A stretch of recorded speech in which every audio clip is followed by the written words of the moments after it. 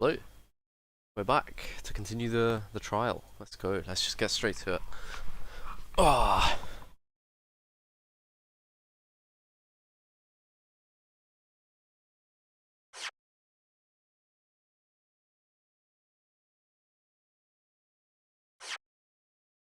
Ay.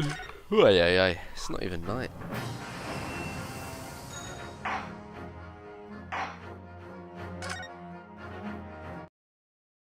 Let's go. So yeah, we just did the to be continued. So we're about to ask nicely for a second summation examination, which is, to be honest, quite not ostentious. What's the word? It's very cheeky, very cheeky. I have a feeling he's gonna say something like, "You better fucking do it right, otherwise I know you have a perfect success rate of them, but if you mess this one up, you'll be held in contempt of court," or something like that. Or he's just gonna be like, "No megalo," which would be quite funny.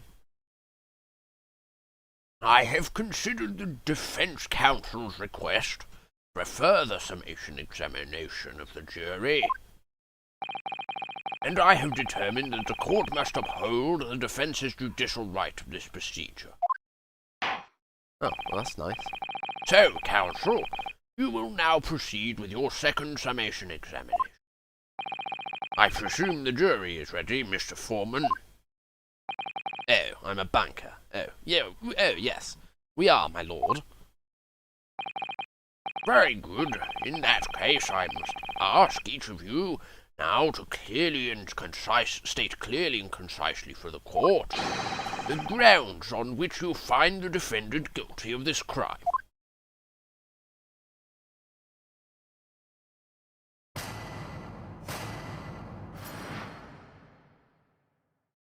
The dank music. "Oh, the accused left behind evidence at the scene, didn't he? Those 3 books of his." If there was some novel alternative explanation about how the victim was stabbed, I might reconsider. Even if the woman was throwing books, it can't be related to this crime even if the window is closed, can it? If the window... Dearie me! It was only a little book, hardly life-threatening, even with a direct hit.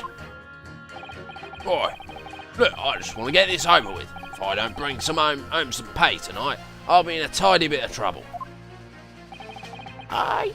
Come to think of it, we had a fire at home a while ago and gave me the sneezes.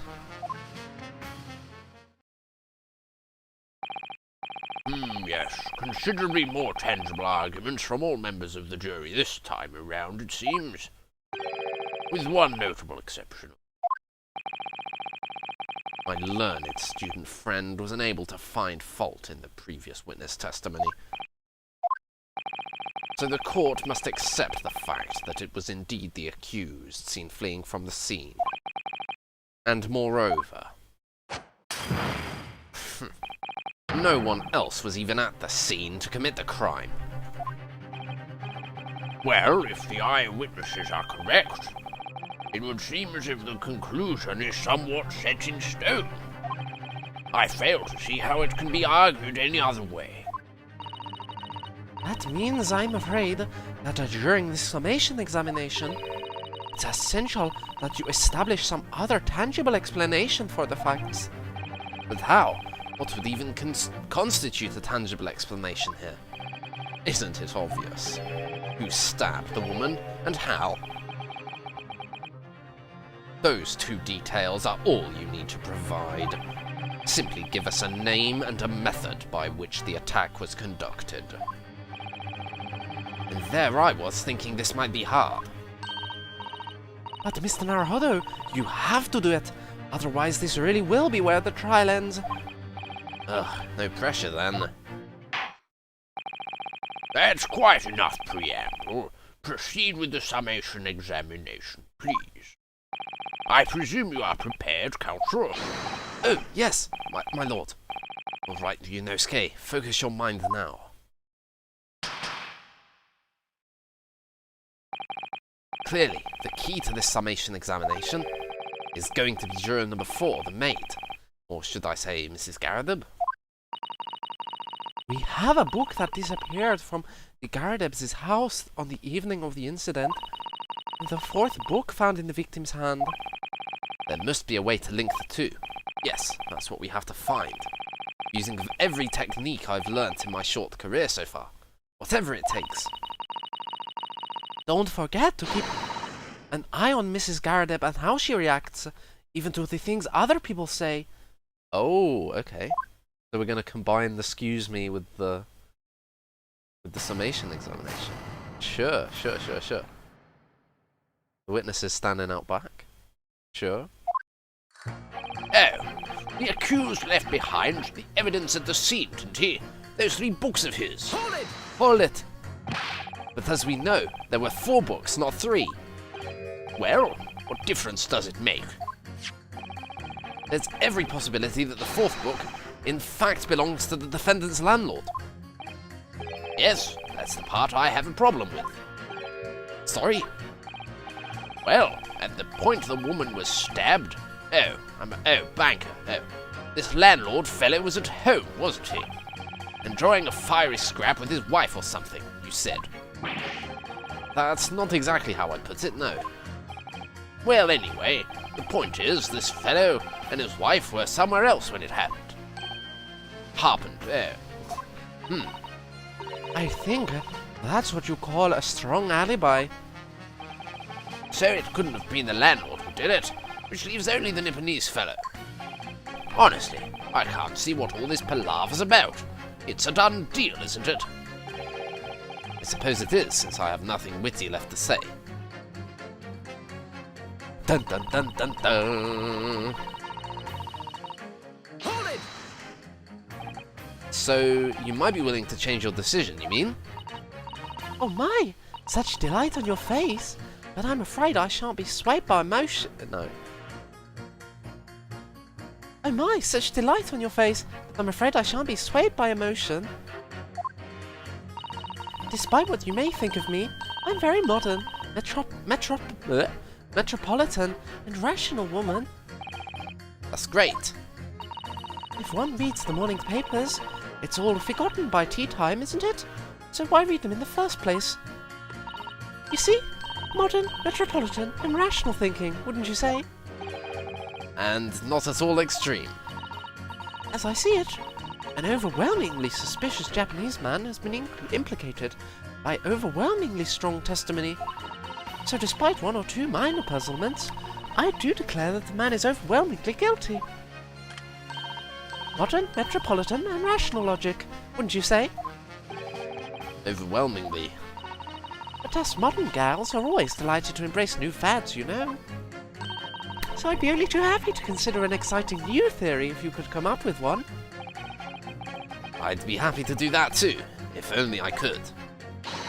Let's do our very best not to disappoint the modern and metropolitan young lady. Right, I'm glad you admitted rational there. Even if the woman was throwing books, it can't be related to this crime if the window was closed, can it? Hold it! But what about the possibility that the window was open? What about it? I mean, there's just no way it could have been. How can you be so sure? The prosecutor fella over there said it earlier, didn't he? Winter's in London are no joke. You don't want to invite that sort of cold indoors. So no, that window wasn't open. Us Lanners had lights sitting by the fire and staying warm, you see. But you couldn't categorically state that that window wasn't open, could you? It just wasn't. They wouldn't have opened it. That wasn't?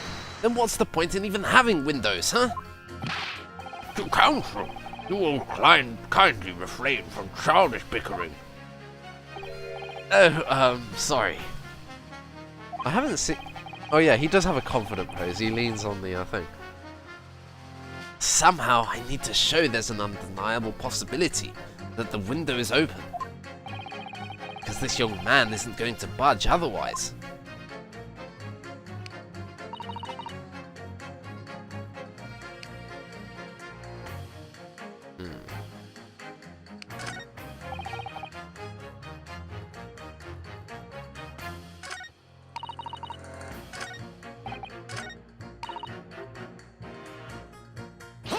Hold it! But the little book was on fire at the time, was it not? With flames of love, I'll have you know. There's really no such thing as loving incendiary bomb. As a loving incendiary bomb. Well, he brought it upon himself. He's playing with fire to betray a fiery love. Isn't it? Well, don't you agree? Oh, well, any kind of betrayal is certainly a bad thing, yes. But I think the argument might have arisen out of your misunderstanding, Mrs. Garrideb. Never you mind that. The point is, we was just having a jovial little dispute, nothing more. And I won't have any more of these suggestions there was anything whatsoever to do with this crime. Right, well, we'll see about that. What about juror number 5? He doesn't seem to be turning a hair at Mrs. Garrideb's relentless onslaughts. It's almost as though he's used to it. What a gentle soul he is. Look, I just want to get this over with. If I don't bring home some pace tonight, I'll be in a tiny bit of trouble. Hold it! You just want to get this over with? How can you sit there and say something like that? A man's future is at stake here. Well, him and me both then, like I said before. What? I told you already. I'm a day labourer, aren't I? If I don't bring home some reddies with me tonight, you'll find me floating face down in the Thames tomorrow morning. What? You heard me. My missus ain't one to mess about, you know. She can be fierce, you believe me. Believe you me. Another shining example of marital bliss, then. A situation like this cropped up the other day. It was, well, do you know, it's funny, but I can't quite remember. Sorry? It was too frightening, that's the thing. I must have blocked it out. Helpful. I wonder if Mr. Beat will ever be dragged to the Thames, into the Thames by his scarf. Don't even go there, Miss Susato. There must be some way to jog his memory about this.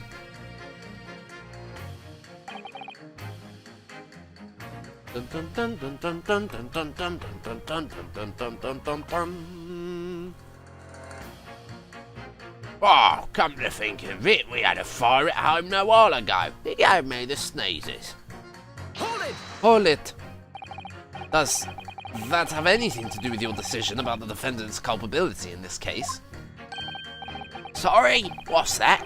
You'll have to speak up, lad.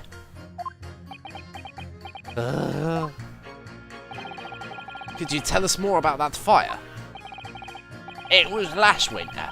My grandchildren baked me a lovely cake on my birthday. When there's a fire, you open the window to let out the smoke.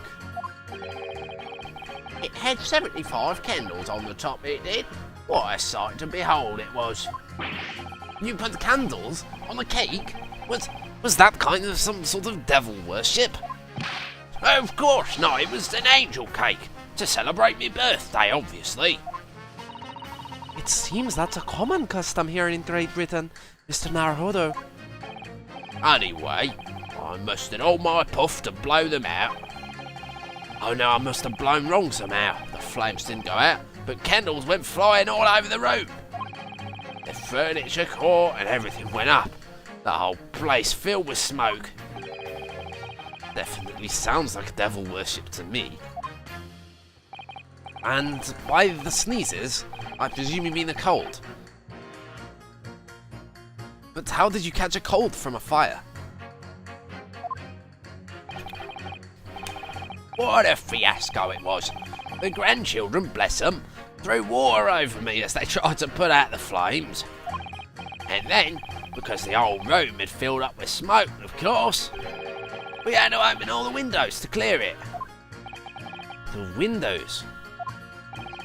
The biting winter air rushed over me like the devil dancing on my grave, it did. I caught a terrible cold from it. It put me in hospital for a while. I won't forget that birthday in a hurry.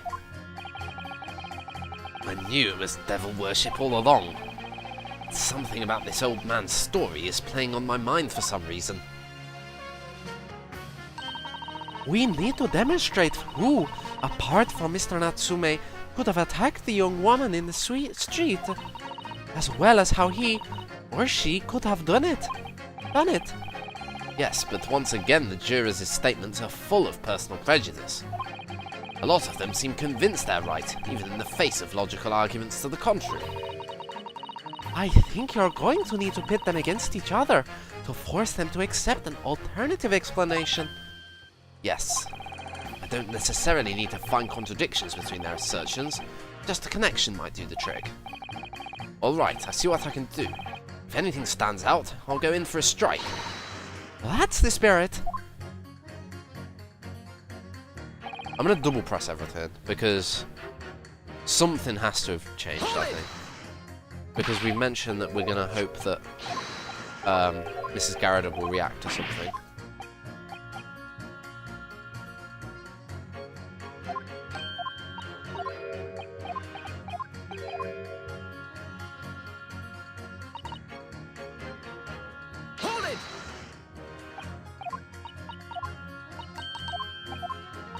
So we're going to have to connect the man's thing with the windows. So 3 and 6.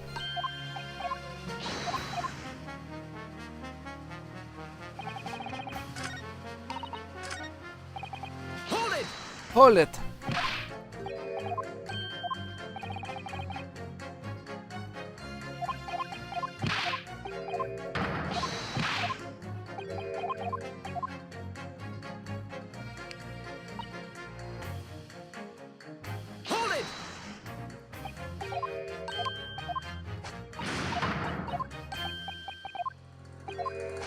We need to jog number 5's memory as well.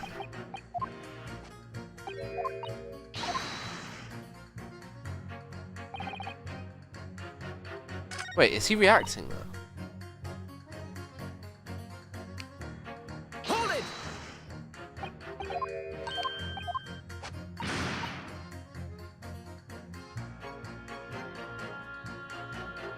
Excuse me.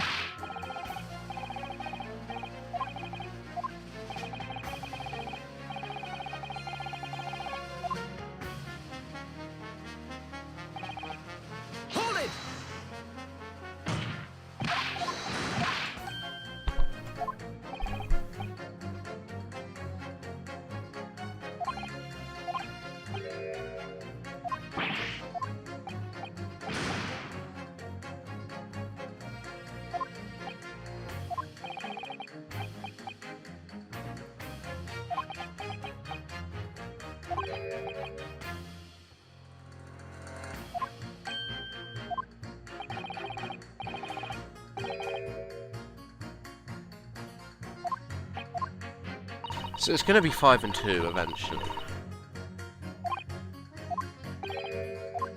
Jog his memory. We can't do anything with the court record, right? No.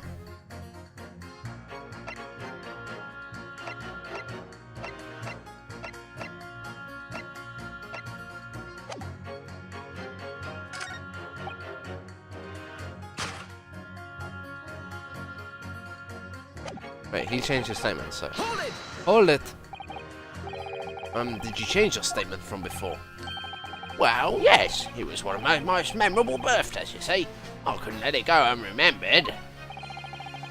Sure, the defendants will be delighted that you're using his child to explore your past. And how is that memory related to this case exactly? Sorry, what's that? You'll have to speak up, I'm afraid. Never mind, he's as deaf as a post, when he wants to be.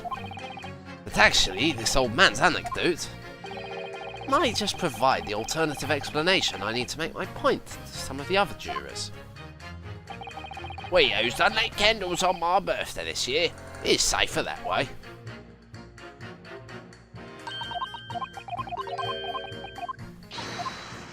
Come on, number 3. Maybe the discussion between number 3 and number 6 will change number 5.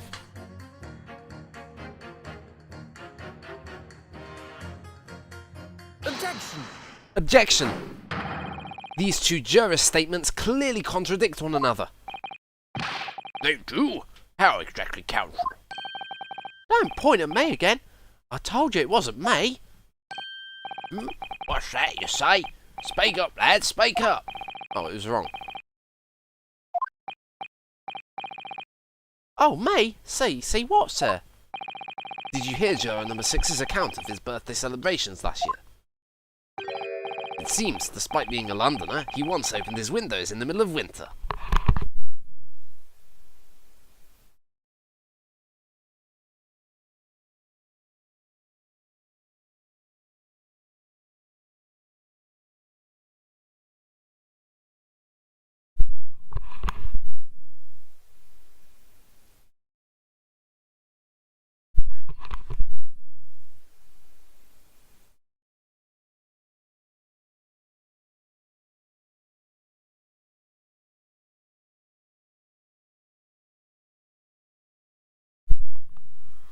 It seems, despite being a Londoner, he once opened his windows in the middle of winter. Well, yes, of course, because it was an emergency. I mean, obviously, if the room was filled with smoke from a fire, then you'd be mad not to open the... Oh! Exactly. On the day in question, at the time of the incident, there was a fire in the Garrideb household. Mr. Garrideb had the following to say about it. The whole place filled with smoke. Oh my. If I miss this...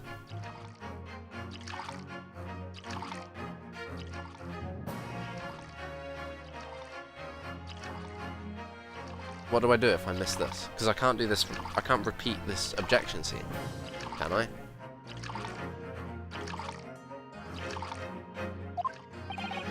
Therefore, to clear the smoke, either Mr. Garrideb or his wife most certainly, almost certainly opened the window. That you cannot deny. Would be in no way out of the ordinary. No, I suppose it wouldn't. When you get to my age, you learn a thing or two, you know. And I can tell you, you'd have to be a prize idiot not to open the window if there was a fire, eh? Yes, of course. I think I need to reconsider my statement. Fine, I'll do the thing.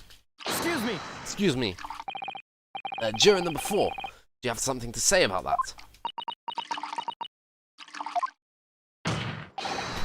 Mrs. Garrideb. Oh, dearie me! What is the meaning of this? How dare you imply that I'm hiding who I really am? It's imperative that you confirm something for the court. So please, it's time to drop the pretense now. What is it? When the fire started in your house that day, did you or your husband open the window? What? Oh, I beg your pardon? What are you insinuating? The room would have been thick with smoke after the carpet and bookcase caught fire as they did. In a situation like that, it's inconceivable that you wouldn't have opened the window.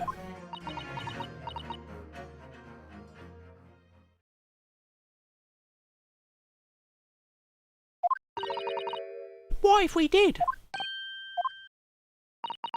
Oh, well, right then. Yes, you're right. My husband was frantically trying to open the window, which can't have been easy, as I continued to give him a justly deserved book battering. Even though your house was on fire. Oh, you never stop throwing until the anger subsides. It would be terribly bad for the nerves to do otherwise. Of course, I should have realised. That's a significant step forward, Mr. Naruhodo. You've managed to establish that the window was open. We simply must have that added to Mrs. Garrideb's formal statement.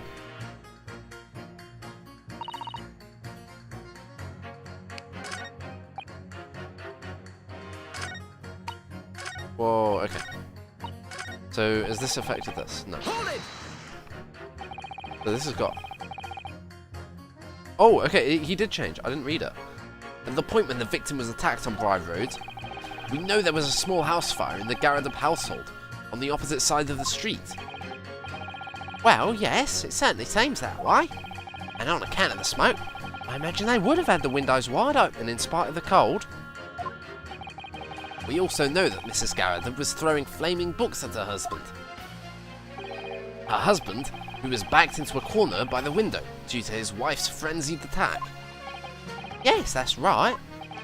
So there's definitely a chance that one of the books could have flown past the man and out the window. Only what? Only I can't really see how it would have gone all the way over to the other side of the road. That's all. Ah! So I don't really see how I can change my decision, really. Oh, I see. That wasn't enough. What is it going to take to persuade these people?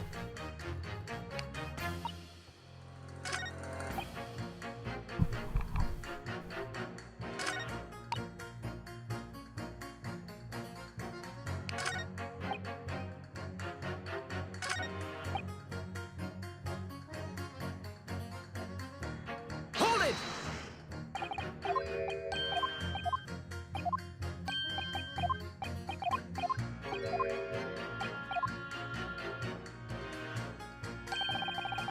So the window was open when the Garrethams were arguing that day. Yes, Mrs. Garrett finally admitted to it. Which is a very significant victory for the defense. I feel like the fog's starting to clear, and an alternative explanation to this case is starting to show itself. Dun dun dun dun dun dun dun dun dun dun dun dun dun dun dun dun dun dun dun.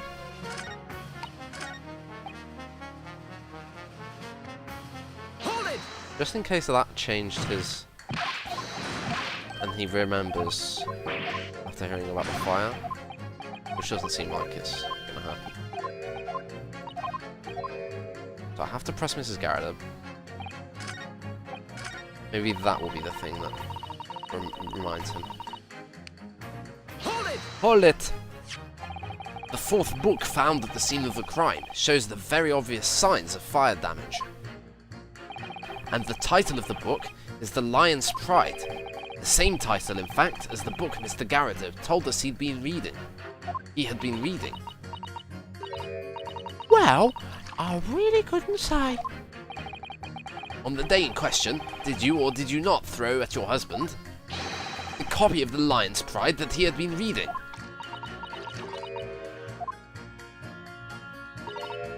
I did. It was the first thing I could lay my hands on, so I held it straight at him. And now you come to mention it, yes. He was rather enjoying reading it. You're right. Why did you not reveal this information to the court from the outset? Because I couldn't, you insolent little man. I didn't remember. At times like that, you pick up and throw whatever you can lay your hands on, as you well know. I really don't. I barely noticed I was throwing a book, much less the title of it. Right. Totally understandable. I mean, you can't waste time deciding what to use next, can you? When you feel the way I did, you don't care what it is. You just want to smash it into his face.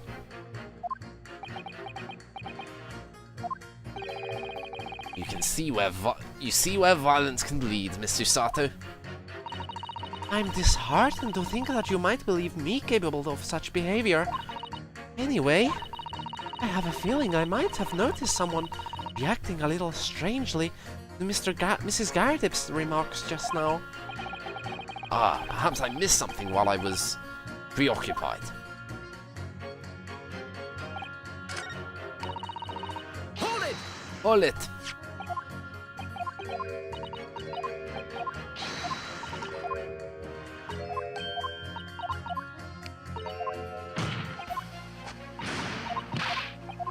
Oh boy! Oh, boy! The game isn't making him gruffly, but I'm sticking with it because it's just easier. Oh, button, pursue. Excuse me! Excuse me. Excuse me. What is it, juror number 5? You know something? I've remembered what it was. That memory I'd blocked out. Ah, I was listening to what this granny was saying. Brought it all flooding back. Who are you calling a granny, you cheeky devil? I'm Mrs. Garradebble, the maid. I'll have you know. Either one will do. The man doesn't even flinch. Please tell me that's not because he's used to being hit all the time. They're playing this music. A most curious case. I and Sherlock Sholmes descended into the depths below, and Sholmes said to me, "Where, oh, Watson, do you not think this cave is rather..." It was about 2 weeks ago now. I just got home after work like. I put my hand in my pocket for the wages I'd just earned that day, and I nearly died. There was a hole. Every last penny had dropped out. Oh dear, what a disaster. No. Oh dear, what a disaster. You haven't heard the half of it, boy. Oh, the wife was cutting up some chicken at the time. I could hardly get the words out, but I told her straight, "I've lost a day's wages, love." The next thing I knew, the blade was whistling past me ear. Stuck into the wall next to me, it did, about 1 inch deep. No words, just terror. I could smell it then, you know, that god-awful stench of the Thames. I was sure I was going to end up face down in the muddy banks that night, I can tell you. Now, that's a real disaster, isn't it? I'll never use the word lightly again. Anyway, the point I'm trying to make is this. When women lose their rag, they'll throw anything at you. Knives, hatchets, hammers, you name it. Mr. Naruhodo, you mustn't think that all women are so short-tempered and unrefined. No, I wasn't thinking that. Throwing household objects at people is... well, it's so uncivilized. At least attack with honor, using a bow or the like. What? Attack? Who are you going to attack? Never mind. Anyway, this man's words could be rather significant, I think. Alright, we'll come back to the bow and arrow thing later. Oh, not bow. Using a bow or the like. Alright, we'll come back to the bow and arrow thing later if I dare. Got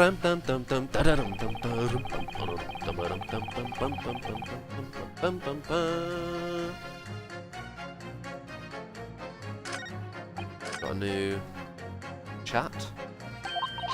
No.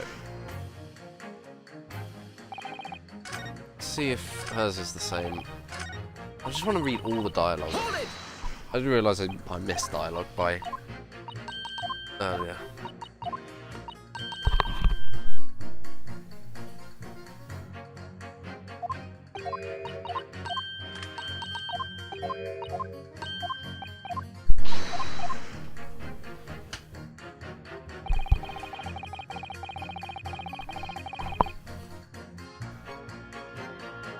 Bum bum bum bum bum.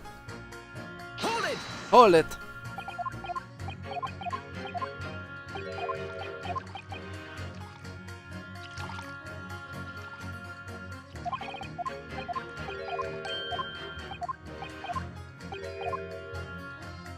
Wait, she reacted. I don't think I did that one before. Did I? Right? I didn't do this one before. Excuse me! Excuse me. During the before. I didn't do this one before. Wow, okay, this time it didn't make a noise. We just had to pay attention. Oh, dearie me, what is it? Did that last statement trouble you in some way, perhaps? The only thing troubling me is that little Japanese lodger with a funny moustache. After all, when a lodger moves in, it's rather like having a new member of the family arrive. It might be an idea to use the new member of the family's name then, instead of that little Japanese lodger.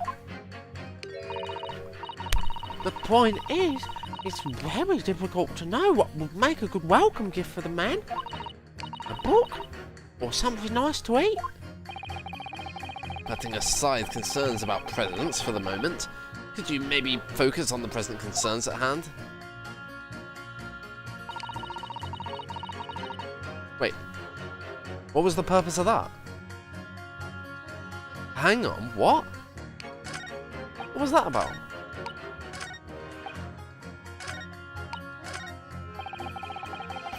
Wait, is there like Easter eggs of like little excuse me's that are hard to notice like that? I'm trying one more time. So she...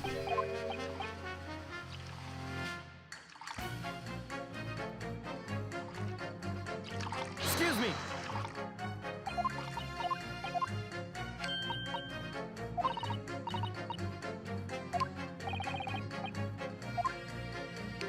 Ah, a gift. There's a gift for the man. Hold it! I'm gonna pay close attention to any...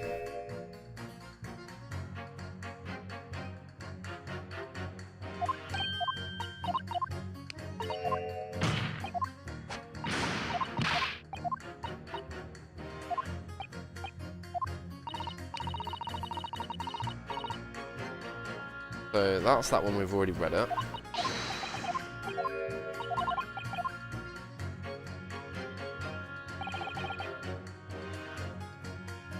Hold it! Hold it! Your wife really threw a kitchen knife at you. That's right. She was chopping meat with it. Had a tiny edge on it, believe me. Still, it's all memories, isn't it? It started with that smile she threw me when we were courting. And since then, the list of things she's thrown at me has grown along with our relationship. There was a cup, then a glass, then a pot, then a kettle, then a chair, then a wardrobe, then a cooker, then a bathtub. Your wife must be even beefier than you. And things came to a head last week when she threw me right into the Thames. Still, she's not so bad when she's calmed down. She's a little sweetheart, really. I'm so happy for you.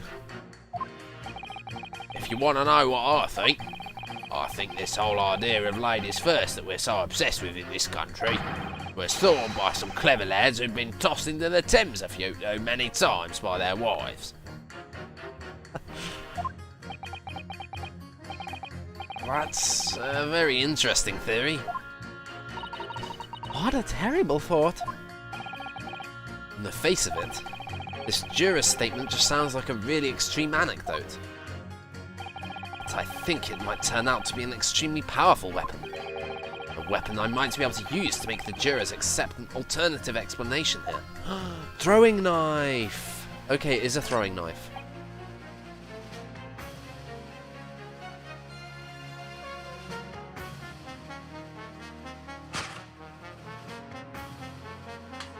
Is it this?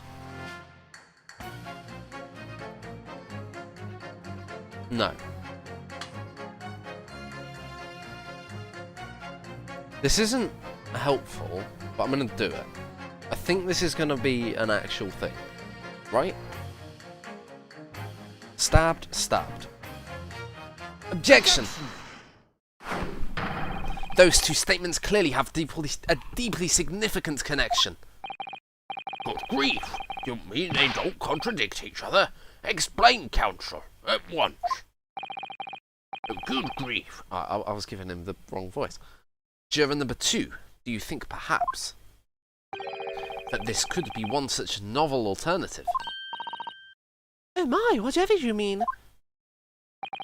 An alternative explanation as to how the victim was stabbed in the back. What are you talking about?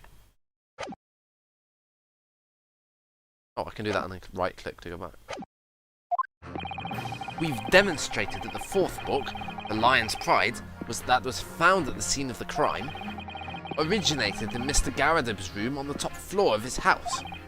Therefore, it's equally possible that some other object besides the book could have found its way from the Garrideb household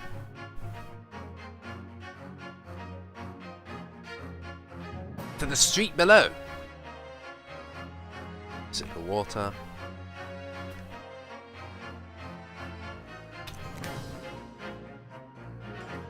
Could have found its way from the Garrideb household to the street below. Hey, what's that now? After all, Mrs. Garrideb could have thrown any number of different objects at her husband. Isn't that right, juror number 4? What are you insinuating, you little beanpole? Beginning to think that, ever since the true origins of this book came to light, perhaps she's had a feeling this might be what happened. Now listen here, you. I'm a banker. You Eastern Gala. As a foreman of this jury, I demand a straight answer. You give us this yarn about some other object making its way out of the house, but what? What is it? I'm really taking a big gamble here. That was a bold accusation to make, but I haven't any real evidence to back it up. But I'm certain that at the very least this warrants further investigation. Alright, Mr. Foreman, I'll try to explain the defense's theory. The other object that found its way from the Garrideb household onto the scene of the crime was the knife. Take that! Take that! Juror number 4, Mrs. Garrideb. What now? I must apologise in advance for this, but I need you to confirm something else for the court. This knife? Have you ever seen this knife before? Ah! Good Lord, Counsel! What on earth are you doing? That's the weapon that was lodged into the victim's back, man.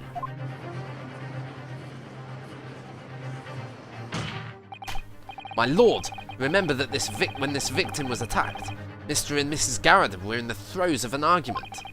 Mrs. Garrideb was hurling anything she could at her husband, who'd been backed up against the window.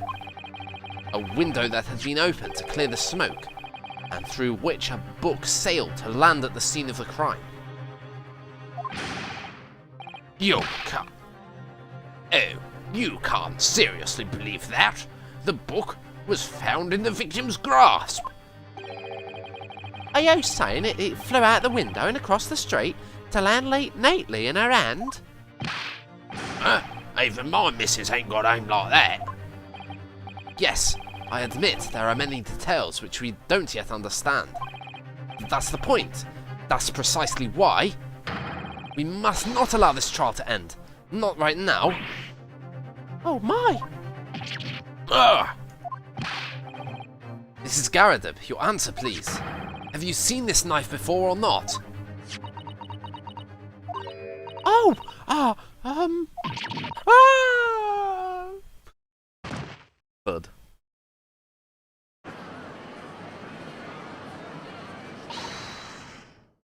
My lord. Oh no. My lord! I wish to change my decision. I'm a woman of my word, after all. Thank you, madam. Oh, yes, I agree. I certainly didn't see this coming, but... I just don't think it would be right for this trial to come to an end now with so many unanswered questions. Oh, unanswered questions. Mr. Foreman! I'd have to agree. Not that I think the granny did it, mind. Oh yes, you know what? I'm not quite happy about this at the moment either. All together now, ladies and gents. Oh, all together now, ladies and gents.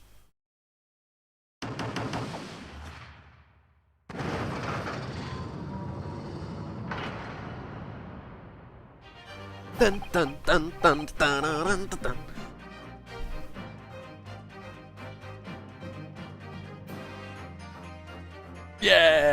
We did it! Oh, congratulations, Mr. Naruhodo.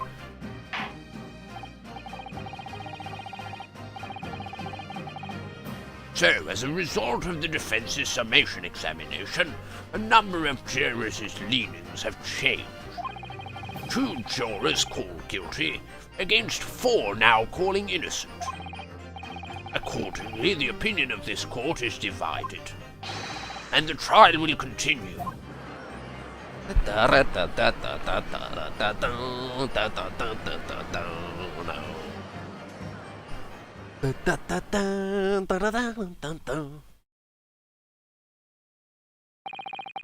Now then, Lord Van Sykes, how does the prosecution wish to proceed? Oh, this is so absurd. I'm so sick of this bullshit. This trial is rapidly descending into a farce. Yeah, you won't be saying that when you fucking lose, mate, will ya? Will ya, mate? Like a corked wine, the first few sips are bitter enough. But what follows is so repugnant, it's good for nothing save the gutter. If I may, Lord Van Sykes, the defense has just put forward a credible alternative explanation for what just happened. For what happened. Credible? Is that your considered opinion, Mr. Foreman?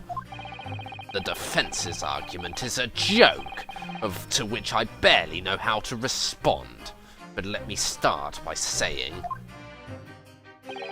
that you must all familiarize yourselves better with the relative positions of those places being discussed. What do you mean by that? What's his angle this time? It should already be more than apparent that between the crime scene and the Garradup household runs a rather wide street, Briar Road. Which means that the distance from the Garradups' house to the scene is some, yes, 15 yards.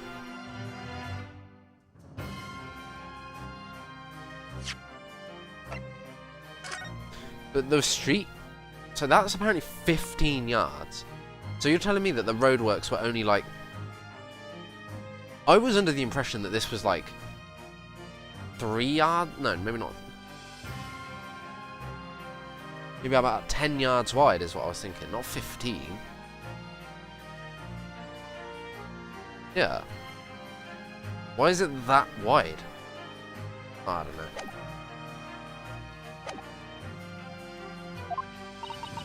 Let me see. 15 yards? That's around 14 meters. 14 meters? Oh, that's a little farther than I'd imagined. And as you ladies and gentlemen of the jury rightly noted as having portentous significance, the 4th book was found in the victim's clutches. I think she probably bent down to pick up the book like, what the hell is this? And then while she was already on the floor, that's when the knife... But she recognises the knife, there's no denying that. In other words, the smouldering book, wantonly hurled by the lady of the house, travelled some 15 yards to land on the opposite side of the road, neatly between the collapsed victim's fingers and thumb. Is that your final conclusion, my learned and deluded friend? No. You put it awfully. And did the jackknife follow a near identical trajectory to plunge into the middle of the victim's back? This fantasy is somewhat stretching the notion of having a bad day for the victim, I think. Even those pathetic serialized detective stories have more believable plots. Ugh! There's nothing I can say to that. There is. That prosecutor loves the sound of his own voice. Susato, Serialized detective stories are pathetic, are they? How dare he? Maybe let's pick our battles here. My lord, might I be allowed to speak? As judicial assistant, you may speak for the defense, yes. Go ahead. The prosecution may consider the idea of fantasy, but what the defense has postulated was believable enough to persuade the jury to change its leaning. And as such, the court has a duty to explore this alternative explanation as thoroughly as possible. To that end, juror number 4, Mrs. Joan Gardeb, must be called to testify and submit to cross-examination. Saints alive! A cross-examination of a juror? Order, order, order. Well, this is highly irregular. It is unprecedented for a member of the jury to be summoned to the witness stand. Objection! Objection. God damn it, and unnecessary. Lord Van Zykes? There are already witnesses in the stand whose testimony the defence may further cross-examine. If my learned friend's farcical theory has any truth to it, then both a burning book and a jackknife must have flown through the sky before this couple's eyes. And we must assume they would be able to testify accordingly. What say you, witnesses?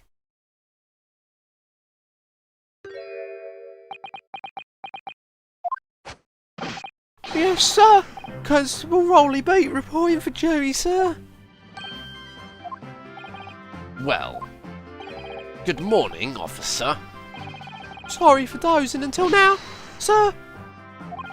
I haven't slept for a month on account of a villain who's appeared on my beat, sir. Oh, They are so heroic, these London bobbies. Patricia, my darling, I've been neglecting you, but no more. Oh, Rolly, you made me swoon. I gave her a nasally voice, right? Or tried to anyway. It didn't work very well. Very well, I hereby reject the defence's request, Oh, and order the witnesses to stand to testify again. State forthwith, before the court, any details pertaining to the defence's alternative explanation of events. yes, sir.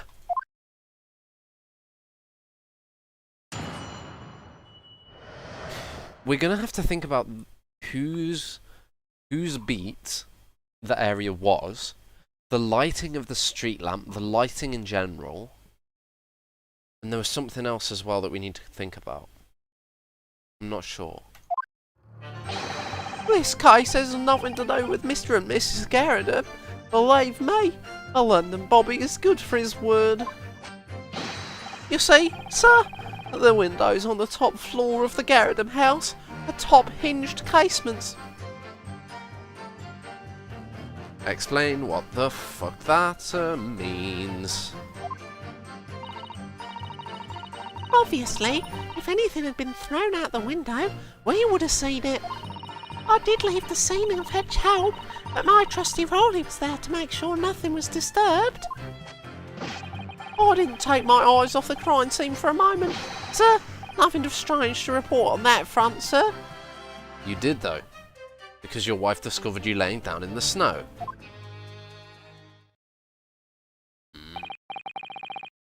Well, this is quite startling. Top-hinged casement windows. That detail was not in the police report, Constable. Oh, yes. Sorry about that. I must have been a little drowsy. You cannot excuse your sins with drowsiness every time, Constable. No, sir.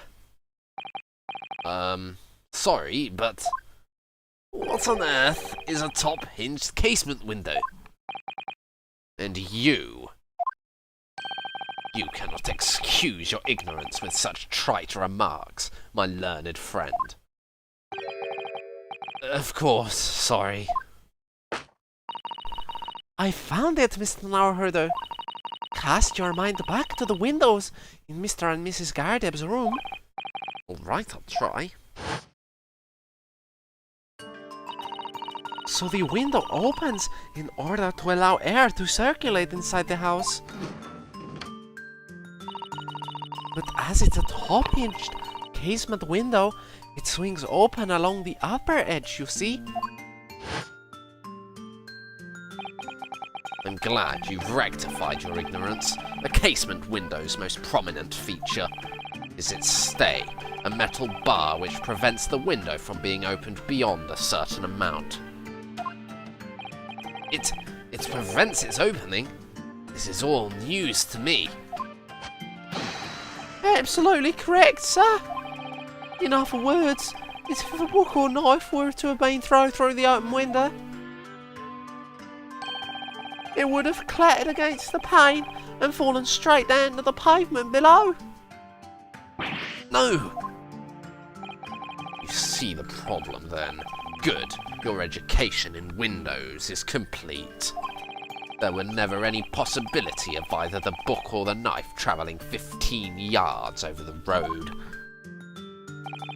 That is, unless the window pane had been shattered, something we've discounted already. That can't be! Okay, this one... I'm not sure.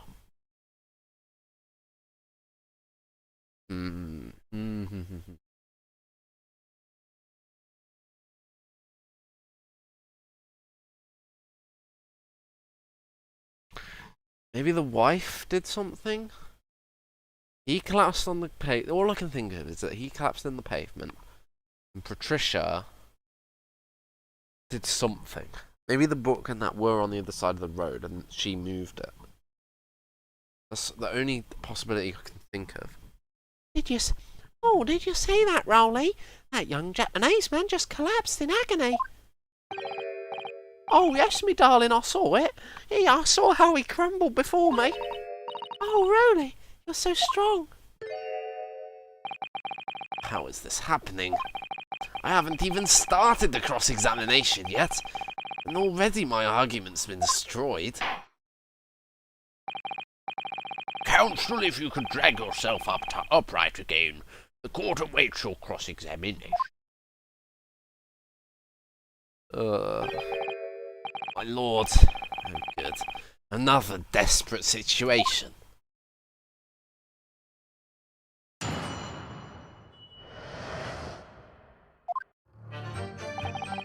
Dun dun dun dun dun dun dun dun dun dun dun dun.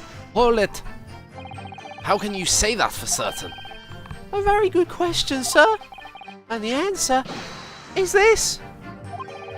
It has the noble founding principles of the Force written on it as a reminder to all us policemen of our sworn duty. He showed us that before, didn't he? Did he? I can't say I remember. To patrol the streets of London town and uphold the peace of the common man. This was the job's all about. And that's why I can stand here today beside my long-suffering wife and tell you Bobby's good for his word. Why is this evidence? Why is this like got its own little icon? Warrant card. I don't know. While rubbing my tired eyes, admittedly, sir. Oh, really? You're so manly. Of course I am, my darling Patricia. Oh, Pat. Oh, really? God's truth. No, none of this is what I meant. I meant, how can you say for certain that this case has nothing to do with Mr. and Mrs. Garrett? Oh, I say, sir. You should have said so earlier, sir. Yes, well, so could you answer the question? That was a waste of time then. Absolutely, sir. I will answer the question to the fullest of my ability, sir. There's a surprising reason why Mr. and Mrs. Garrardup's domestic dispute can't be related to the case. But before I get into that, sir, just one thing. Yes? I'd very much like you and all your countrymen to understand the Great British institution of Scotland Yard. So I hope you'll take back some tales of us London bobbies and how we uphold our guiding principles. I wasn't planning on going back just yet. I've only just arrived here. So to that end, sir, I'd be happy to lend you my warrant card for your perusal. But I must warn you, you won't be able to get through it without shedding a few tears. Okay, this is going to be useful somehow. Thank you, I'll try.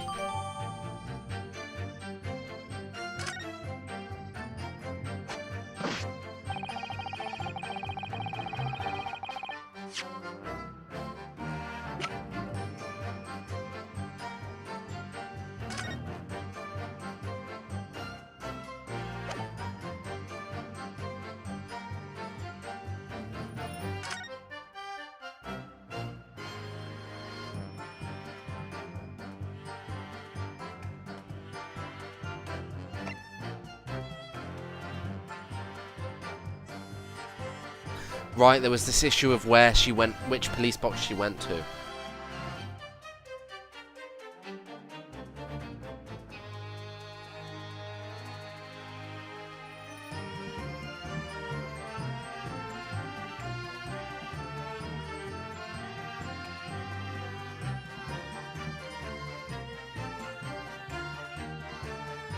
Maybe they moved it because they just didn't want to deal with the investigation. No, that's stupid.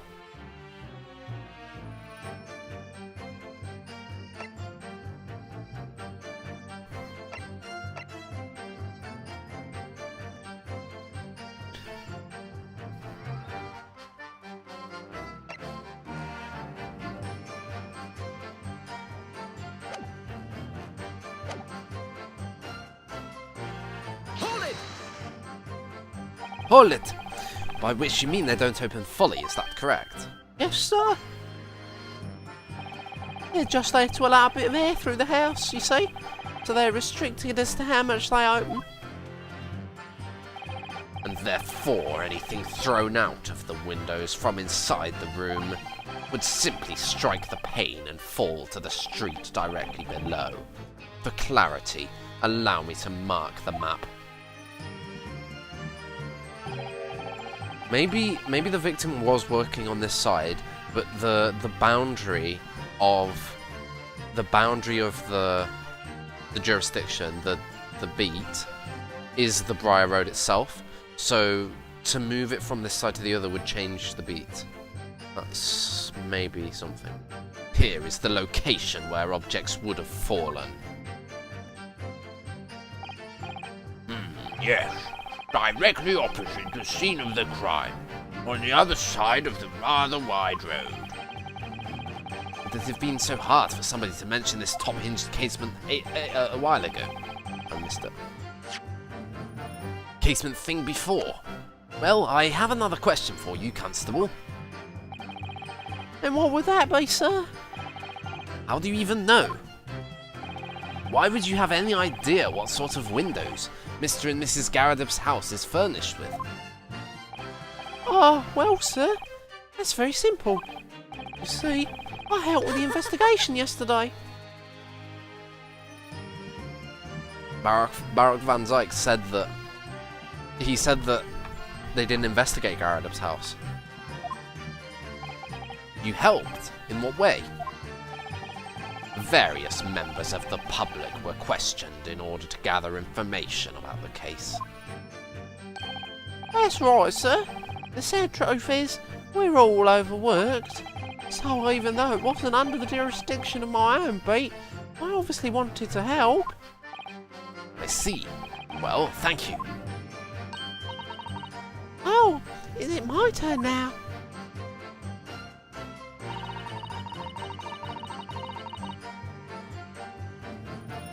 Let me read the thing.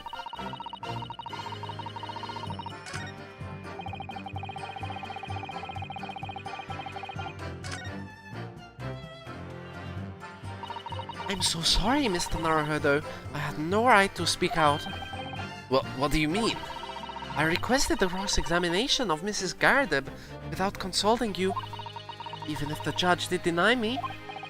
Oh, I see. Well, I agree with you.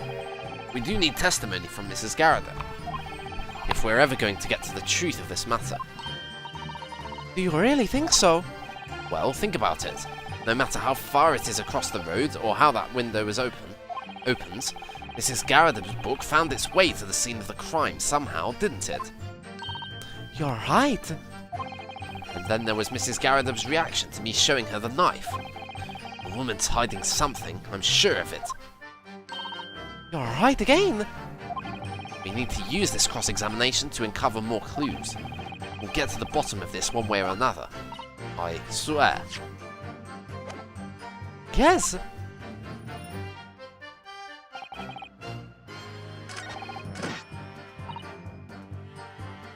Hold it! But according to my notes here, the sun had gone down already, and it was dark. Oh, but Rolly and I were strolling along, gazing at the night sky and looking for our lucky star. Sorry? The star will guide us to eternal happiness. Can't it guide you to answer the question? If a flaming book cut across the sky in front of us, it would have lit up like a shooting star. And if I'd seen a shooting star, I would have made a wish upon it. Let Rolly be an inspector, I would have said, 3 times at least. Of course, what with the smog and everything, we couldn't actually see any stars. In short, are you trying to say that neither a book nor a knife crossed the sky before you? Yes, sir, that is correct, sir. Sure as the night sky in London is starless, sir. It certainly seems like they're telling the truth, but why were they looking at the sky? And then we saw the poor woman fall to the ground, so we ran straight over to help her.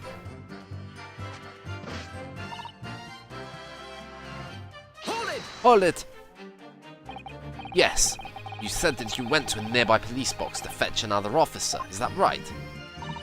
That's right, yes. If it had been on Rolly's beat, I would have known exactly where I was going, of course. Don't feel bad, me love. You can't be expected to know the location of every police box on every beat. So Rolly told me the way, only I sort of got a little lost on the way. Patricia, my darling, that's why I love you. Your terrible sense of direction is bewitching to me. Oh, God's truth. Oh, Pat. Oh, really? Oh, please. Oh, please. So, I suppose I was gone for about 15 minutes. But like I said, my Rolly was at the scene the whole time, making sure nothing was disturbed. I was off duty at the time, of course, but a true Bobby is never really off duty, sir. I didn't take my eye off the crime scene for one moment, sir. Nothing strange to report on that front, sir. Hold it! Nothing to report. That's correct, sir. I had my eyes wide open the entire time. Never looked away for a second. No one else approached the scene, and nothing was removed from it. I can swear that on the yard's honour, sir. Really? That seems a little strange. Beg your pardon, sir. Strange, sir. Seems altogether regular to me. This burnt copy of The Lion's Pride was originally in the Garadeb household. So the question remains, how did it find its way into the hand of the victim? Can you shed any light on that, seeing as you were at the scene of the crime the entire time? Aha! Could it be a different copy, sir? One that just so happened to be burnt as well? Even if that were possible, why would the victim have been gripping a book like that in her hand? As we can see from this photographic print, she had a bag over her shoulder. Well, sir, that book was in the lady's hand from the moment we arrived at the scene. Is that so? There's something about this statement that's not sitting right with me. The two mysteries of how that knife ended up in her back and how that book ended up in her hand. There must be some common thread between them.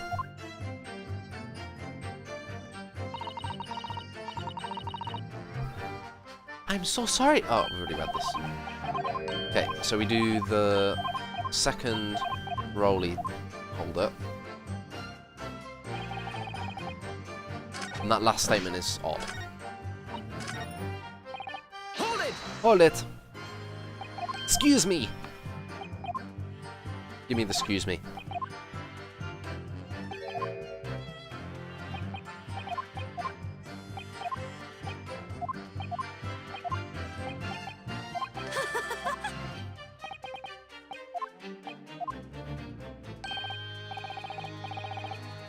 Oh, come on, I missed it. Come on. Ah, wrong button. There we go. Hold it! Hold it. Don't skip too fast this time. Barak says one thing.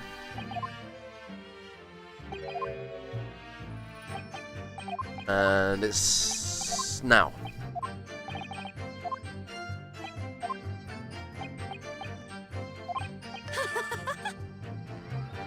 Excuse me. Excuse me!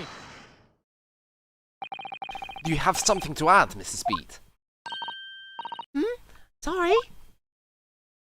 You look, well, delighted. Is there some particular reason for that? Oh, I was just remembering. That's all. We really were so lucky. Lucky? What do you mean? Well, of course I feel terrible for the woman who was attacked. Don't misunderstand me, please. We were just so lucky it didn't happen on Rolly's beat. It was so close, you see. Yeah, just as I thought. Oh, I hadn't realised. Oh yes, that straight Briar Road, that's the boundary between Rolly's beat and the next one. Isn't that right, my love? They moved it to the other side of the street. Constable Beat! Oh, yes, that's right. That's the reason I was helping out with the interviewing the occupants of the Garridibs household yesterday. Their house is on my beat, you see, sir. That really was cutting it close then. Constable, I wonder if you could clarify something. If the Garridib household is on your beat, does that mean the pavement next to it is as well? Outside Mr. Garridib's house? Yes, ma'am. The pavement on that side of the road is part of my beat.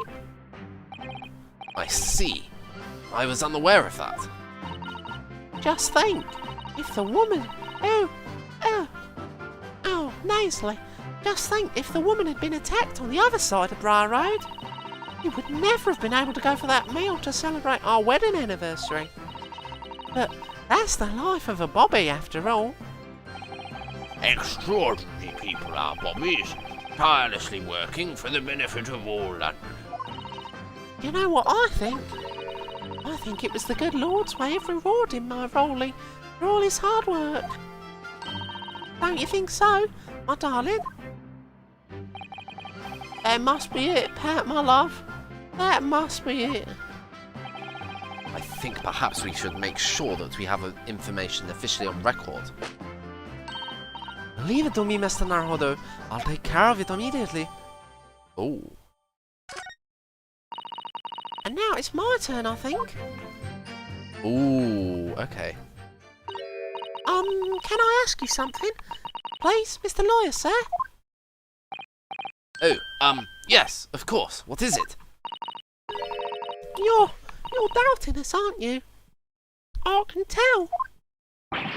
What? I wasn't really. I mean, what's she doing?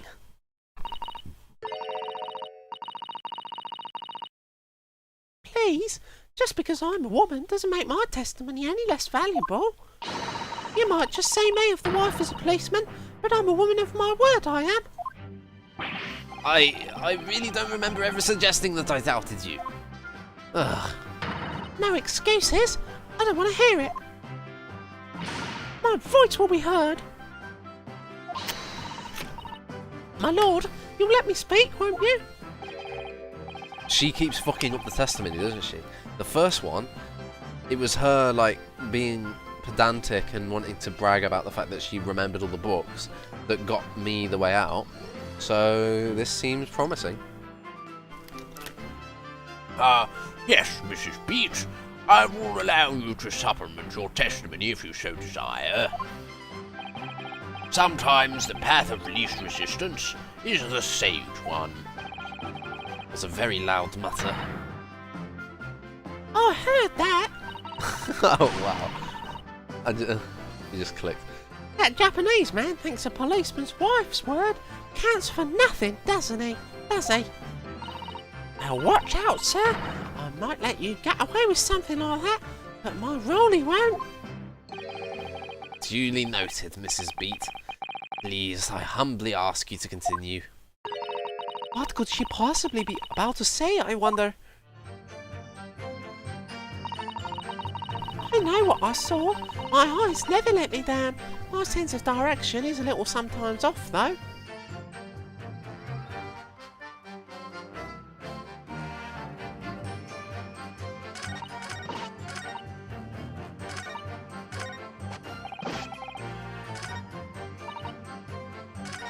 This is weird.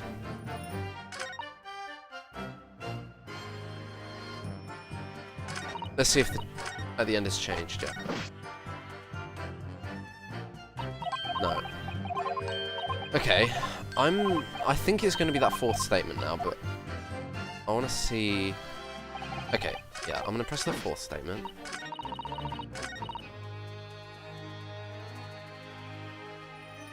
Hold it! Hold it! I already did this one. So that last thing was her reaction, right?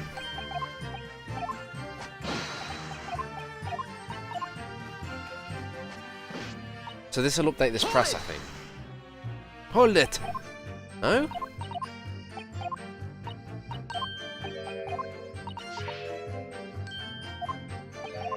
Oh, please. That's a good line.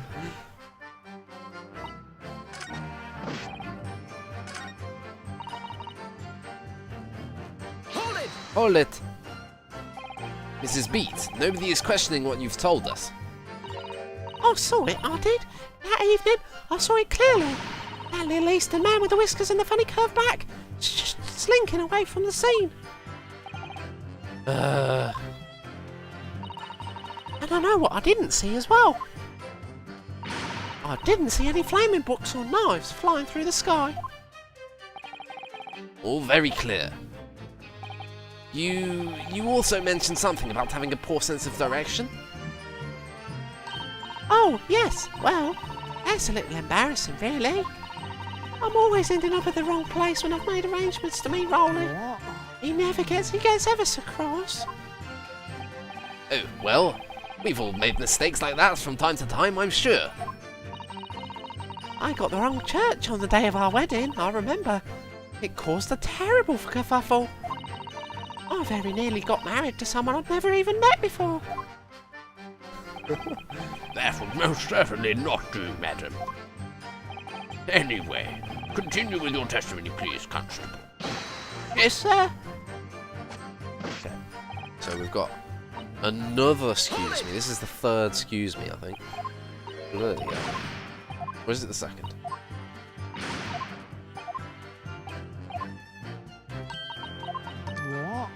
What? Oh. Excuse me! What? Constable Beat, is there a problem?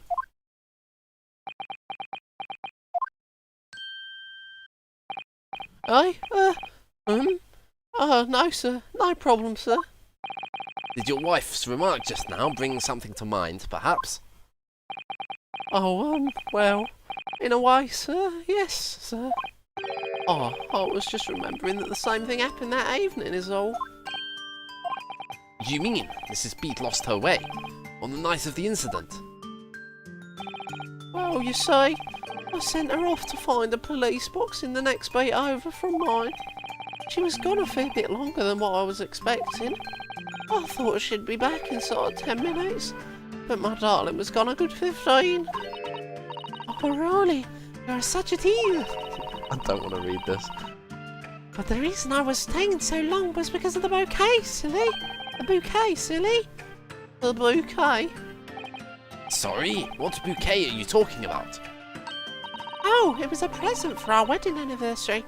Raoul is so romantic.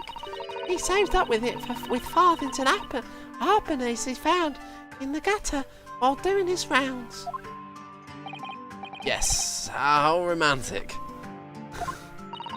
I'd forgotten all about it until just now. Had you, my darling? Oh, huh? Oh, yes. But that was just between us. No talking about it to anyone else, darling. You have to promise. Really? Oh. What was that all about? Constable Beat looked very obviously troubled during that exchange. So they're hiding something. I'm afraid I can't offer any useful insight, Mr. Naruhodo. But I'm quite sure of one thing. We have to ask Mrs. Beat about the bouquet. Mrs. Beat, this bouquet you just mentioned. I'd like you to add details about it to your testimony, please. Oh, really? Yes, I'd love to. Oh my fucking god, this guy's stupid cross-examinations. They just irritate me so much. I can't believe I've sat through this twice now. 2 bloody trials in 3 days with this fool of a defense lawyer. What on earth? Oh my god, why? I just imagine him standing there, like, getting annoyed the whole time. What happened was, I dropped my bouquet and ended up losing my way for a while. Hold it! Hold it! Hold it! You mean you dropped the bouquet at the scene of the crime? Yes, that's right. Oh, I was so upset. When we ran over and saw it was a woman with a knife in her back. I was so shocked, I dropped the bouquet Rolly gave me. It was in a dark spot where the street lights weren't casting any light, so I didn't notice at first. And then you went to the police box to report that the policeman whose beat it was on. Yes, and I came back to the scene together with the other constable, you see. That's when I spotted my bouquet again. The funny thing was, when I went to pick it up, it was nowhere near the victim's body at all. Rolly moved it. Okay. Because he didn't want it to be on his beat. Okay. Okay. They discovered it. He told his wife, oh, this isn't my beat, you need to go to the police box. Right? Then, he used that, in that time, he then moved the body to the other side of the road because he didn't want to have to be in charge of it because he was tired as fuck. Okay, I'm starting to see how it came together. In case you need reminding, Mrs. Beat, the victim is not deceased. I was all flustered for a moment before I heard a voice calling me from the other side of the road. Your husband, presumably. That's right. Silly me, I'd gone over to the wrong side of the street. Although, I'm going to blame the bouquet this time. I can't think of how it got there. I really can't. So the bouquet somehow moved from one side of Briar Road to the opposite? No, it's the opposite. Curious indeed. Isn't it? But the worst of it is, I forgot to pick the bouquet up again when we left the sea. That beautiful rose Rolly brought me. With that change from the gutter he spent so long collecting.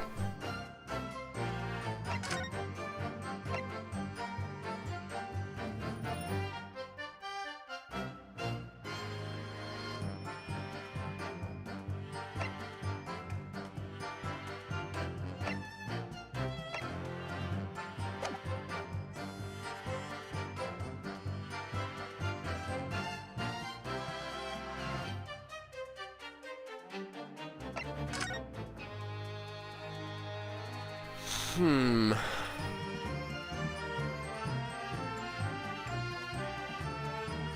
we have any picture that contains the bouquet? No.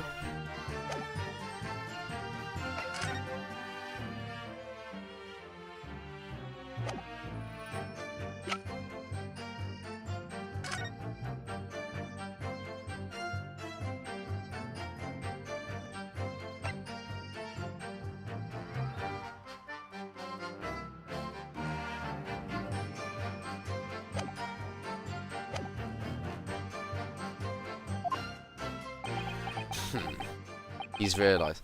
By bouquet, do you perhaps mean this sorry, solitary rose? Aw, Van Zyke, that's mean. Aw. Aw. Do you perhaps mean this sorry, solitary rose? Oh! Oh! Yes! Yes, that's it!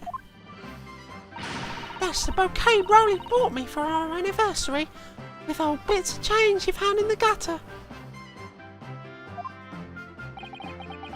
Maybe just call it a rose. Tell us, Lord Van Zyke, where did you come by the flower? According to the report by the police officer in charge of the crime scene investigation, it was found on the edge of the pavement in front of the Garradup household. In front of the Garradub's house? Although it wasn't noticed until the morning, as it lay where the street lamps cast no light. It was believed to be of no relevance to the case, since it was found on the opposite side of the thoroughfare. Oh, thank you, sir. Thank you. Can I have it back now, please? No, I think for good measure, this rose should be added to the court record as evidence. Oh! Could they just buy her a new rose to cheer her up? That's a sad, sad thing. But it's a symbol of our love. I want it back after the trial. Do you hear me? I want it back. Oh, good grief, rest assured that I will do my very best not to forget, Mrs. Beat. Is she gonna... Is this foreshadowing another, like, random-ass death in the courtroom? She's gonna come back for the rose and, like... Oh, the rose caught on fire and somehow... Oh, it's some bullshit. That would be insane. Oh, I didn't take my eye off the crime for one moment, sir. Nothing strange to... Okay.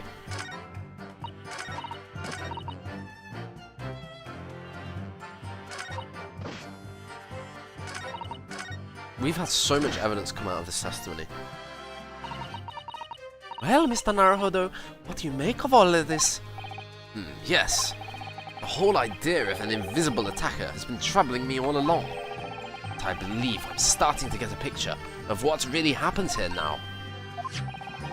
The fourth book that had no business being at the scene of the crime made me sure that Mrs. Garradup was hiding something from us.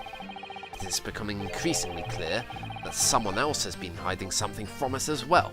I think I may already be armed with everything I need to strike a decisive blow here. This time, I'm going to expose the whole truth about this mysterious affair.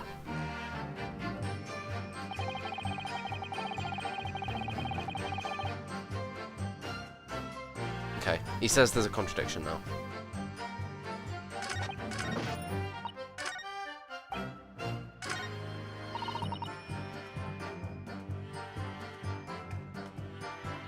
Wait, let me inspect the rose.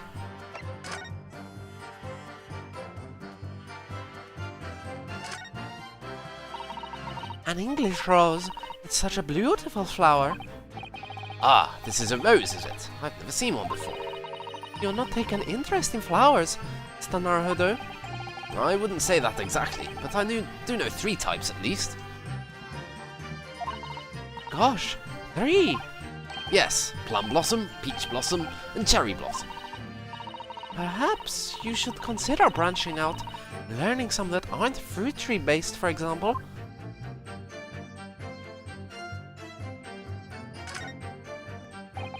very stylish paper the flower's wrapped in, isn't it? It's just old newspaper, Mr. Naruhodo. Oh, I suppose it's because I'm not used to seeing English print. It looks so exotic to me. Ah, I see. Something wrong? Oh, no, I was just thinking that if you wrapped a stone-baked sweet potato in English newspaper, it might look like some sort of fancy cake. Ah, Susato-san, you do love your cakes. Dun, da, da, da. There's more to it, I guess. The newspaper itself? Sure. There's nothing there then. A present for Patricia Beat from her husband.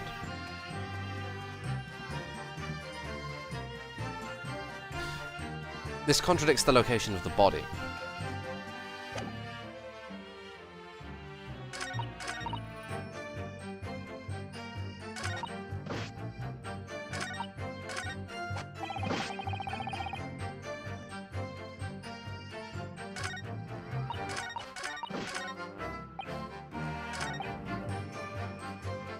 I'm just going to press everything again. I just want to make sure that I'm not... This is everything that I need.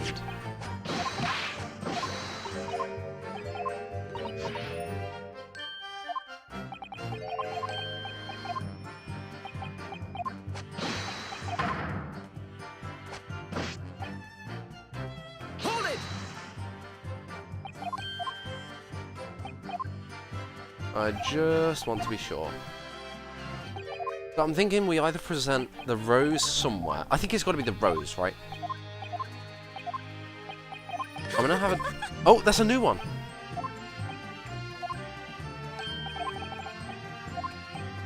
Another one! Okay, it's a good job I did this then. Hold it!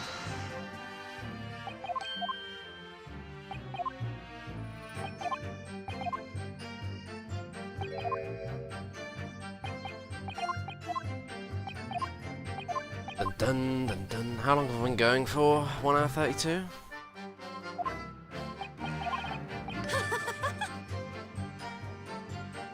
Excuse me! Excuse me! Oh, I've already done this.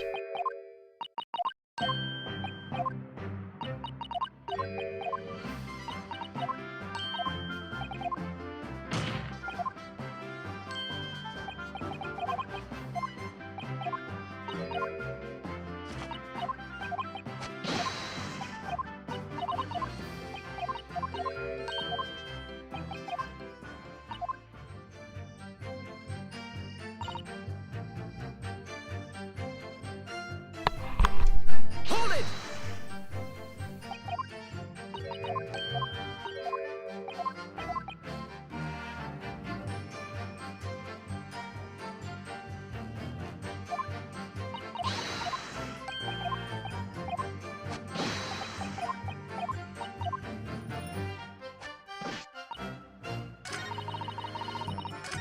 Hold it!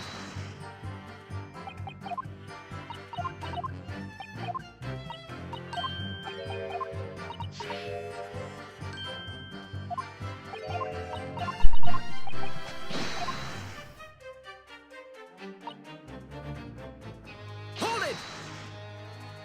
Just in case.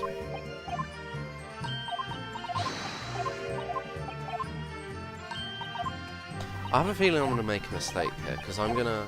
I think what's gonna happen is I'm gonna present the evidence in a place that it's like some of the weirdness they've already admitted to. Like she already said that. Oh yeah, it wasn't where I found it.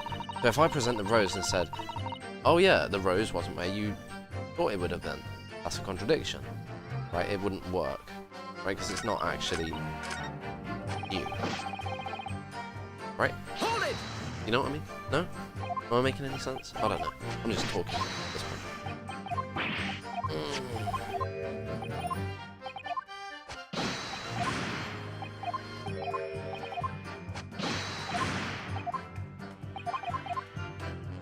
He did... Ah.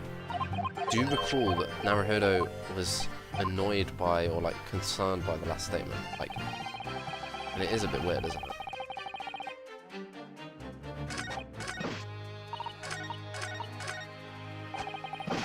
I didn't take my eye off the crime scene for one moment, sir. Nothing strange to report on that front, sir. Why did you not mention the rose, then?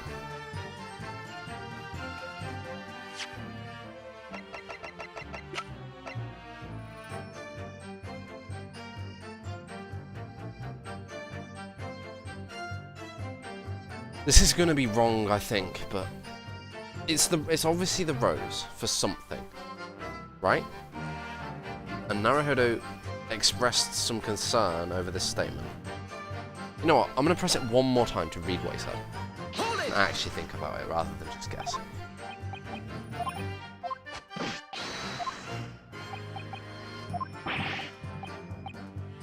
Oh. Nothing to report.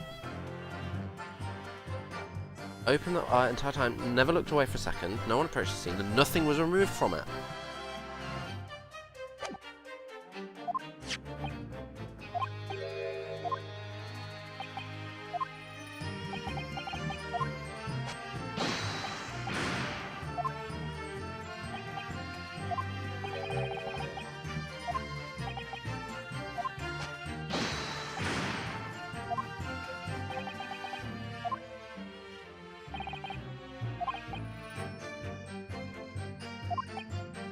Yeah.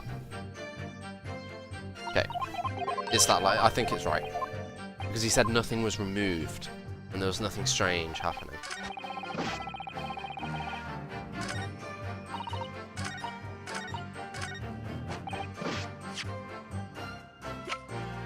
Objection! Objection! Gotcha. You claim, Constable Beat, there was nothing to report in the 15 or so minutes you were guarding the scene. But that cannot be. What do you mean to say? In your testimony just now, Mrs. Beat, you explained to the court that when you arrived back at the scene of the crime with the policeman assigned to that beat, the bouquet you had dropped at the victim's side was no longer anywhere nearby. Objection! Objection! Yes, on the opposite side of Briar Road to where the victim was attacked. But considering the size of that meagre bouquet, if a single sorry bloom can be so described, no doubt it was blown in the wind across the street, back into the gutter where it belongs. Meagre? Objection! Objection! But if that were the case, let me read what he said again, because I was just reading it aimlessly. Objection! Yes, or... Yes, on the opposite side of the road for where the victim was attacked was where the bouquet was. Considering the size of that meagre bouquet, if a single sorry bloom can so be described, no doubt it was blown in the wind across the street back into the gutter where it belongs. Yeah. But if that were the case, why did Constable Beat not testify to the fact? No one else approached the scene, and nothing was removed from it. Constable Beat swore to that on Scotland Yard's honour. The bouquet belonged to me. It has nothing to do with the case. That's why Rowley didn't mention it, I'm sure. No, because sadly, it's not your bouquet we're talking about here. More than one thing in this case is mysteriously the wrong way round. What are you talking about? Oh, he's not going to like this, is he? Think about it. Besides Mrs. Beat's bouquet, there's Mr. Garradub's book. Mr. Garradub's copy of The Lion's Pride, which was thrown out of the window by his wife, would have been struck the pane of the casement window and landed here, on the west side of the street. And that is yourself who said that, Mr. Van Zykes. Lord Van Zykes. And yet, it was actually found here, on the opposite side of the road, in the victim's hand. Meanwhile, according to the testimony we've heard, Mrs. Beat's bouquet should have been dropped here at the scene of the crime, on the east side of the street. But in fact, was actually found here, on the opposite side of the road, in front of Mr. and Mrs. Garridub's house. There's no logical explanation for those things, unless somebody deliberately removed them, or moved them. What are you trying to say? The way you're talking, it sounds like you think my Riley's done something wrong. Don't you listen to a word that scrawny lawyer says. Whittering on about books and bouquets. Why should we care? It's nitpicking, that's what it is. Oh good, Mrs. Garridub's come round. You might call it nitpicking, Mrs. Garridub. But deliberately meddling with the scene of a crime is a criminal offence. It's called, Tampering, Mr. Naruhodo. But the person responsible for this tampering cannot admit to it. For a very subtle but compelling reason. Objection! Objection! Tampering. You've barely heard the term before. Tell us, my learned friend, who would possibly had cause to carry out such an elaborate deception? Yes, there is someone who tampered with the scene of the crime that evening. All the evidence and testimony points to that one particular person. Counsel, I must demand that you substantiate this conjecture. Who are you saying is responsible for tampering with the scene of the crime? Oh, let me read all their profiles because I haven't read them.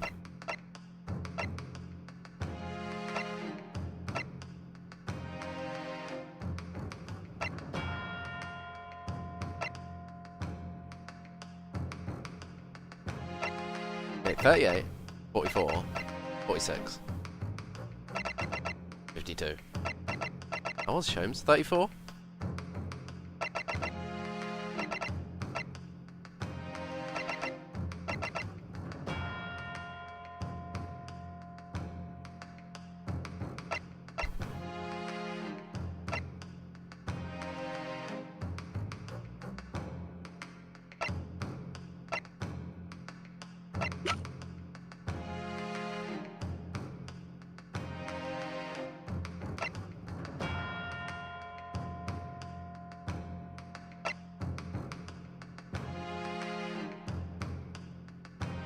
I do like that the resolution of this trial is going to be all like, oh, I'm sorry, I didn't mean to, you know, I shouldn't have quarrelled with my husband and dropped a knife out of the window, or threw a knife out of the window, right?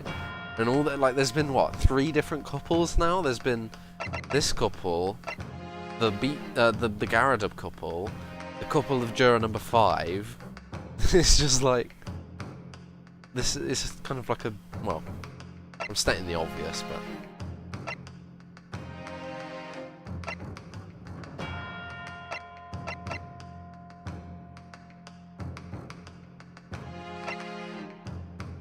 Take that!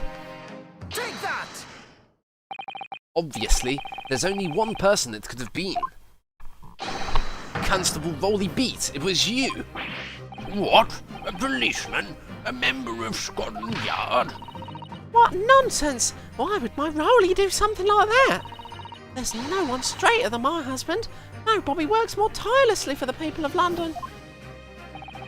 Mrs. Beat, you said in your testimony that your husband asked you to go to a nearby police box to fetch the officer on duty. The 15 minutes that you were absent from the scene is the only opportunity anyone had to tamper with it. You're making it up. It's all nonsense. It's all lies. What about that Japanese man with the whiskers? I bet it was him. He did it. Objection! If that was true, Constable Beat would have seen him do it. Oh! And forgive me for pointing it out, but when you dropped your bouquet, Miss Beat, it was after the defendant had fled the scene. Oh, well... Objection! Objection! First you make accusations about the landlord and his wife, and now you incriminate a policeman as well. But your accusations lack one very important thing. You claim the crime scene was tampered with. But there is only one reason anyone would commit such a reckless crime: to hide something. That's right, he's right. But my husband and I just happened to be there, that's all. So why would it have anything to hide? We have anything to hide. It doesn't make sense. You've offered no motive for this alleged tampering. And until you do, your accusations are nothing but empty threats. Constable Beat had a very good reason for wanting to tamper with the scene of the crime. That's the key to this entire affair. Mr. Naruhodo, have you managed to solve this mystery? Counsel, you have made a very serious accusation against a London police officer. If you are mistaken, I'm sure I need not point out that your reputation as a lawyer will be irrevocably damaged. With that stark warning in mind, we will now explain to the court the motive for this alleged tampering. Yes, my lord. Is this pursuit? Or is this objection?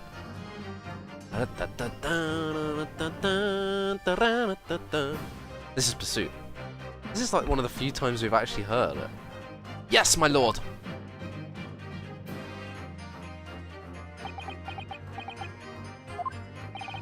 Constable Beat's motive for tampering with the crime scene was to hide where the victim fell.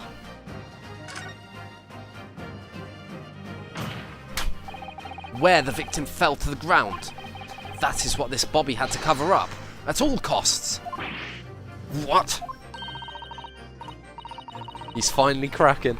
Van Zykes is finally cracking. Where the victim fell? You mean where she was attacked? What are you talking about? We told you at the very start, didn't we? On the pavement of Briar Road. We saw it happen, remember? It was right here, as if anyone didn't already know.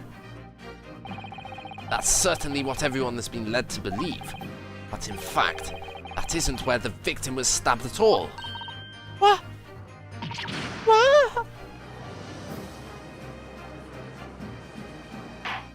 Dun, dun, dun, dun, dun, dun, dun. I'm beginning to wonder where this tumultuous trial will end, Counsel. If that's your assertion, then the court is dying to know, my Nipponese friend. Where are you proposing that the crime actually took place that evening?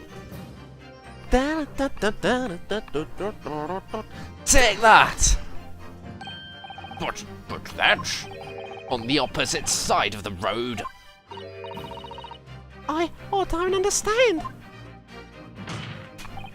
On the evening in question, Mr. Garadub's book fell directly down from the open window above, and your bouquet, Miss Beat, never moved at all.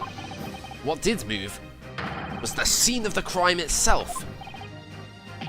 Good gracious. Objection! Objection! Perhaps you haven't been listening to the ample testimony the court has heard. But these witnesses both saw the moment that the attack took place. That's right. I saw it with my own eyes. It was 5 o'clock in the evening, and already dark. There was a typical London fog on the ground. When you saw the incident unfold and ran to the victim's aid, that was actually on the west side of Briar Road. No, that's not true. It can't have been. Constable Beat then arranged for you to be absent while sending you for help. And during the 15 minutes you were away, he transplanted the crime scene. He moved all the things shown in this print. The victim herself, the 4 books. He moved everything, in fact, to the pavement on the east side of Briar Road. Extraordinary. The constable overlooked one thing. What? What did he overlook? The bouquet, I presume. He's getting it. Exactly! Bam, bam, bam, bam, bam, bam, bam, bam. Prosecution told the court just a few minutes ago about the discovery of the rose bouquet. Lord Van Zyke said it wasn't noticed until the morning, as it lay where the street lamps cast no light. Yes, it couldn't be seen in the dark, obviously. Which is why it was only the bouquet that was found in its original position, on the pavement on the west side of Briar Road. And that is the defence's theory about what really happened that evening. How do you respond? Constable Rowley Beat?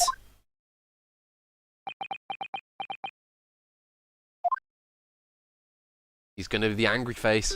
Oh. Well, very sorry. I didn't mean to nod off again, but I haven't slept properly in a month. Did I miss anything important? Oh, Rowley, it isn't true, is it? It isn't true, is it? What that lawyer said is all lies, isn't it? I know it is, because you're the most upstanding, righteous man I know. Oh. I had a dream. A terrible dream. All the things I did that night. Everything come out. Everything exposed. Only, it seems, it wasn't a dream at all. Good golly! Order, order, order! I know. Order! What on earth is the meaning of all this? Oh, Rowley, why? Why would you do something like this? Moving a corpse is a criminal offence, isn't it? Wishing the victim dead should be one too. Constable, explain yourself. Why would you do this? As a respected member of Scotland Yard, your duty is to protect the good people of London Town. He's going to ask me to answer, and the answer is the booklet. I can't say, sir. What? I really am ever so sorry about all this. For damaging the Yard's reputation. For everything. I have a possible explanation for why, on that particular evening, Constable Beat felt compelled to move the scene of the crime. I can think of one reason. What? How can you possibly know? You, a foreigner, presuming to understand the mind of a Scotland Yard policeman. And yet, Lord Van Sykes, it is this foreigner who has uncovered the startling truth of the matters thus far. Gah! I can't wait. I hope that he has like a proper moment of like, God damn it, because I like doing angry Zyke's voice. I believe it would be beneficial to the court to hear this extraordinary young lawyer's theory. Counsel for the defence, if you please. Yes, my lord. Now then, I think you had better show us some evidence. Which one is it? Is it the case file or the Scotland Yard guide thingy? The warrant thing. At once, my lord. England, Japan. Makes no difference where you come from. Human emotions are the same. And I think I have a fairly good idea of the feelings behind this man's actions. What gives away the motive for Constable Beat's unthinkable actions?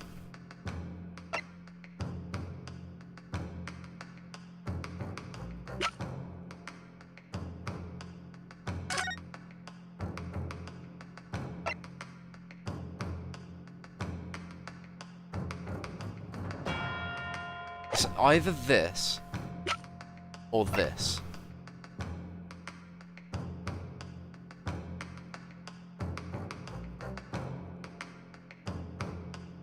I'm kind of hoping it's both. Like you can present either. Because now I'm trying to read Shutakumi's mind, right? Like, I'm gonna say the reason he did it is because he had to get it out of his beat so that it wasn't his responsibility. So am I going to present the fact that it was just outside Constable Beat's beat? Or am I going to present the fact that whoever's beat it is in is who must investigate? Take that! I realise that I'm a foreigner in this land, and I've only just arrived from Japan. Which is why all this information about London's so-called bobbies is completely new to me. I've learnt that, though honourable, patrolling the beat is the most demanding work in the world, for example. Yeah, Gregson said that. Keeping the peace, looking after the citizens on his beat in all kinds of ways. There's no doubt that the young bobby is charged with a great deal to do each day, certainly. But for Constable Beat, the day in question was special. Special? How? On account of this bouquet, my lord. Oh yes, it was our very first wedding anniversary. Constable Beat had worked so hard to be able to afford this simple gift to his wife. Aww. He was looking forward to taking her out for a celebratory meal. When he and Mrs. Beat stumbled upon a crime along Briar Road. Yeah, he's got it. When he saw that shadowy figure through the fog collapse on the pavement ahead of them, what must have gone through the man's mind? But sir, just on that one particular day, I was looking forward to celebrating my wedding anniversary. Mrs. Beat puts up with a lot being married to a bobby like me. I wanted to show my dear wife how much I care. Aww. Shutakumi, you are so good. How? This is the warrant card that Constable Beat offered to lend me earlier. Inside, among the rules for patrolling policemen, it says, when a crime is discovered on his beat, a policeman must assist with the initial investigations and help detectives. Aha! Constable Beat. Is that, or is that not, the reason why you moved the whole scene of the crime that day? Yes. Everything you said is all right. So that's it. It was all to do with the boundary of your beat. This is, oh my god, Shutakumi, how have you managed to capture, in this case, something about the complicated and absolute, like, nonsensical nature of British bureaucracy? How has he done it? How has he done it?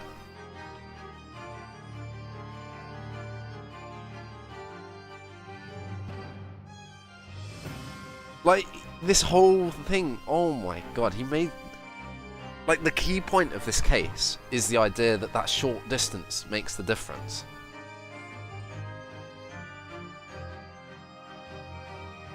Oh my god, it's so good. It's so good. This game is so good. It all has to do with the boundary of your beat. Oh, Exactly. To summarize, the incident actually occurred on Constable Beat's beat. Good gracious! Constable, do you realise the gravity of what you have done? it was the first time since I became a copper that I'd ever cursed God. Stay close to me, pet. The criminal should be still lurking somewhere. As we ran over to the scene, I had every intention of doing my duty as a police officer. We've got to report this to the station as quickly as possible. But then it dawned on me I realised where we were, where the victim was lying, and what that meant for me. When a crime is discovered on his beat, a policeman must assist with the initial investigations and help detectives. Why here? Why did this have to happen here? And why tonight of all nights? Why?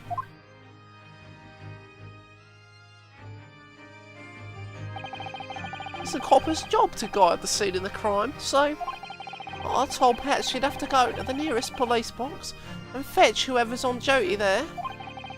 It was then, when I opened my mouth to speak, it just came out. I couldn't believe the words that were coming out my own mouth. This is the next beat to mine, Pat. So you'd have to go to the police box that covers it, turn right along Meersham Street, and then...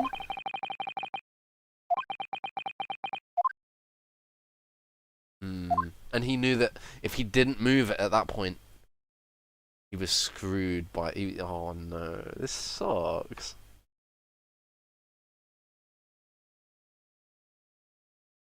Aw. I didn't expect to like these witnesses. They were kind of annoying at first. Aw. Oh. I'm sorry. So sorry. Oh, Constable. I just wanted, just that one night, to take my Patricia out for dinner. Oh, really? Just that one night? You knew that if the incident was on your beat, your evening of celebration would be ruined. And so you decided to move the entire crime scene outside your jurisdiction. I mean, okay. What he did was wrong, right? Like, he had a few options available to him to do the right thing, right? He could have just told his wife, we're gonna have to celebrate tomorrow, or something like that. Which is a shame, but, like, come on. Or he could just ask the detectives nicely when they came, like, guys, please, it's my special day. Sort of pleading. But, yeah, this is what he did. Fair enough. Also, this is a video game, Alex. Not real life. And so you decided to move the entire crime outside your jurisdiction, just across the street, to the east pavement of Briar Road, which falls under the neighbouring beat's care. And the other thing that's bad about it is he wasted that other copper's time. Who knows, maybe it was his 50th birthday or something. You know? You see, I thought... Well, I was sure the victim was dead, you see. Oh, I beg your pardon? Oh, of course he did. Otherwise, my Rolly would never have left the poor woman on the freezing cold pavement. Ah, I see your meaning now. But God got me back for my sins, didn't he? That's why I missed the rose I bought for Pat. Oh no, Rolly, that was my fault. I should never have dropped it in such a dark place. I'm so sorry, Rolly.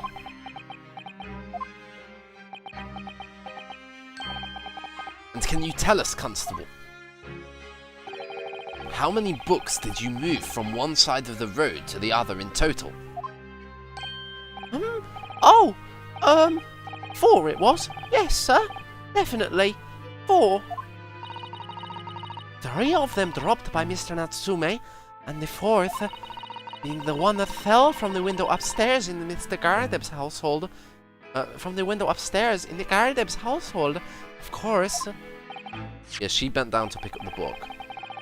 But what made you place that book in the victim's hand? When all the others were scattered haphazardly around, I mean. Oh, well, sir, that's because that's how I found it. How you found it? What do you mean?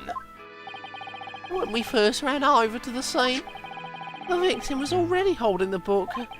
So, when I moved everything, I made sure it was still in her hand. You're sure it was this book, The Lion's Pride, that the victim was holding? Oh yes, sir. No doubt about it, sir. Interesting.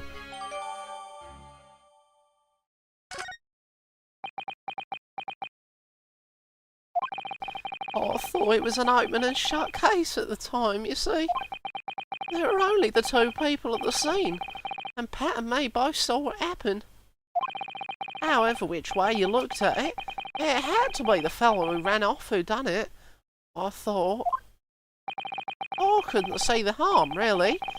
I didn't think moving it all over the road would make a jot of difference. Yeah. I suppose this is it for me now. I've had it.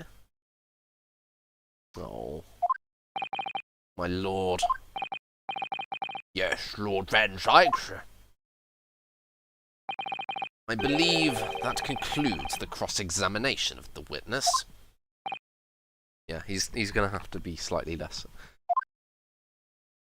annoying. Constable, you may withdraw.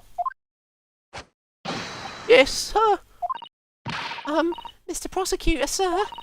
What will become of my Raleigh? What will happen to him? For now, you are free to go home. The police will contact you in due course. Please, don't punish my husband. This was all my fault. Oh, she just wants to take the blame. She didn't do anything. It's because I'm always moaning at him for coming home late. Leave it now, Pat. Let's go home. I'm tired. All right then, my love. One last thing, Constable. Sir? Let this be a lesson to you. In a criminal investigation, every detail matters, no matter how insignificant it may seem to you. Yes, sir. Carve that lesson into your mind. And never again make the mistake of tampering with the scene of a crime. Oh, never again, sir. You mean to say I can keep my job? Leave now. This trial is not yet over. Aww. Oh, sir.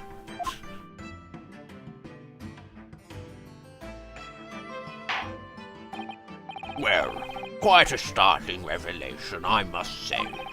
Whoever thought of a third party transplanting the entire scene of a crime like that? Whoever thought of a third party transplanting the entire scene of a crime like that? Indeed, my lord. Nevertheless, there are some immutable facts here. Principally, that the accused, Mr. Soseki Natsume, is the only person who could have possibly have committed this crime. Objection! Objection! No, I disagree. Now that we know the true scene of the incident, there is someone else.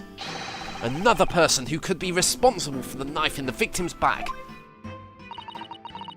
Forgive me for being presumptuous, but I believe the prosecution is probably well aware of this possibility already.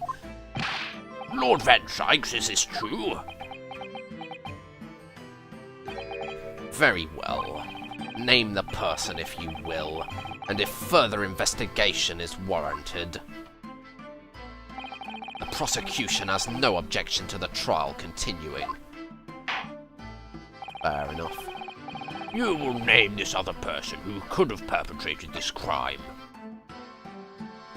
Got it! Or does it take that? Take that! Take that! Take that! The defence would once again like to request the cross-examination of a new witness, my lord. Once again? My assistant made the same request earlier. In order to finally reveal the truth about this case. It's imperative that we cross-examine juror number 4, Mrs. Joan Garadib. Me? Oh, dearie me. Objection! Objection! Oh, he's really putting up a fight. That request has already been denied. Objection! The situation is very different now. Mrs. Garadeb, answer me this. What do you want now, you little toad? At the time of the incident, you were engaged in a violent argument with your husband, Mr. John Garadeb.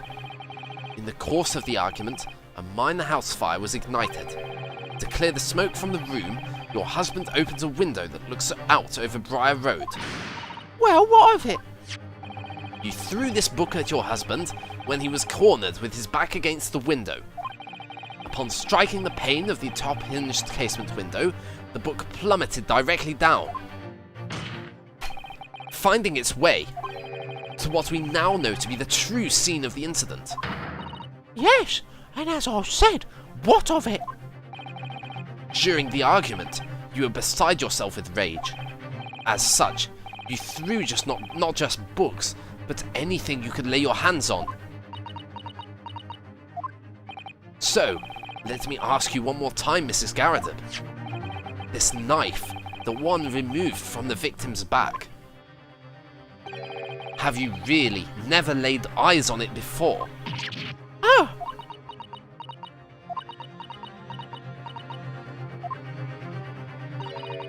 I don't recall it. Liar. Liar, you fucking liar, goddammit. Why do you have to drag out this goddamn trial any longer? Seriously? Am I supposed to remember everything I picked up and threw at my husband? And anyway, the man over there in that regalia said members of the jury didn't testify, didn't he? Conveniently, yes. Objection! Objection! No, I have no recollection of saying that at all. Juror number 4. Ooh. Ooh. Oh! Make no mistake, you jurors are not special in any way. You are not immune to the judicial process. If you know something about this knife, madam, let the truth come out. But that's a common or garden knife. It couldn't have come from anywhere. Okay, no, that was said at the start of trial. I thought I heard her say that before in the investigation. But... We have several like that at home. If one went missing, how would you expect me to know? What's that? Are you joking? What are you saying, please, Mrs. Garadeb? Now you listen to me. I refuse to believe all this nonsense. I couldn't bear the thought that I'd injured someone. Do you hear? I couldn't bear it. Oh, the poor woman. So, yes, I want evidence. I want to see hard evidence if you're going to insist on this being my fault. You're going to have to prove to me that I threw that knife if that's what you think. Come along now. Chop chop. Do your worst. Well, Mr. Naruhodo, if I had evidence like that, believe me, I would have thrown it at her already. Then take the stand, juror. Oh! The prosecution does not object to the defence's request to cross-examine this woman. Thank you, Lord Van Sykes. I do like that... Okay, like, learning to trust the prosecutor was like one of those things in the trilogy which took the whole time. But I do like that ever since Apologistus, Shutakumi has abandoned that and just been like, the prosecutor acts in good faith all the time.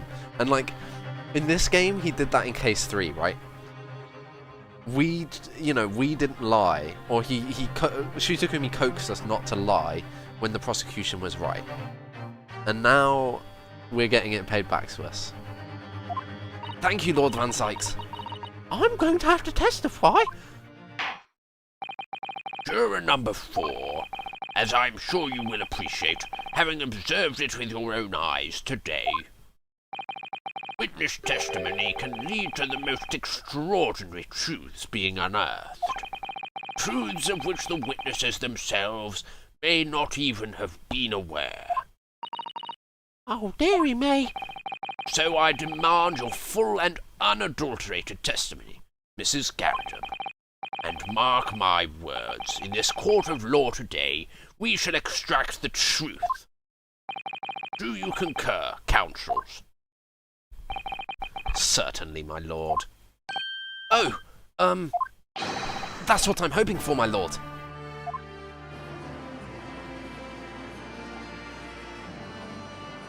This is new music. This is such a strange feeling. For the first time since arriving in this country, it actually feels real.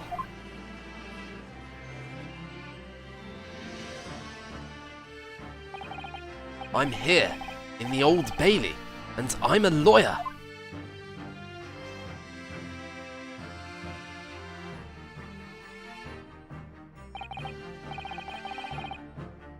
Witness, state your name and occupation.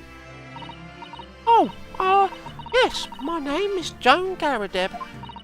And I'm a juror, and such like. Sounds like even she doesn't know if she's a housewife or a maid, or what anymore. This court has decided your testimony is required in order to clarify matters in this case. Do you understand, madam? Yes, my lord.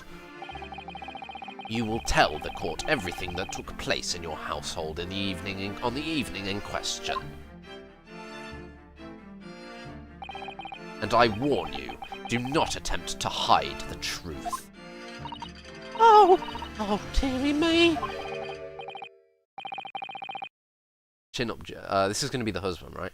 Chin up, Joni. Nothing to... What was his voice? How am I meant to... Oh, goodness me. Chin up, Joni. Nothing to worry about now. There he is. Oh, I didn't know you were here, John. Wasn't only you in the room that day, old thing, was it? Rather, I think I ought to testify as well. Don't you? But what about your knee, dear? Don't you worry about that. Hardly notice it. I'm not the sort of chap to leave a comrade to face disciplinary action alone. Oh, John. I presume you are Mr. John Garrett. Yes, sir. Former second lieutenant to the 3rd Regiment on the 4th Northumberland Fusiliers, sir. Seen my fair share of action, and now living in the quiet life, as it were. The slap that's occurred. The quiet life. Were you not engaged in an incendiary battle with your spouse on the day in question? Ah, well, yes. Quite. I believe this may represent a first in the proud history of British court. Calling a juror to the witness stand is unprecedented. However, the court will hear your testimony now, juror number 4, and that of your husband. You will recount clearly and concisely the events in your home at the time of the incident in question. Sir, at once.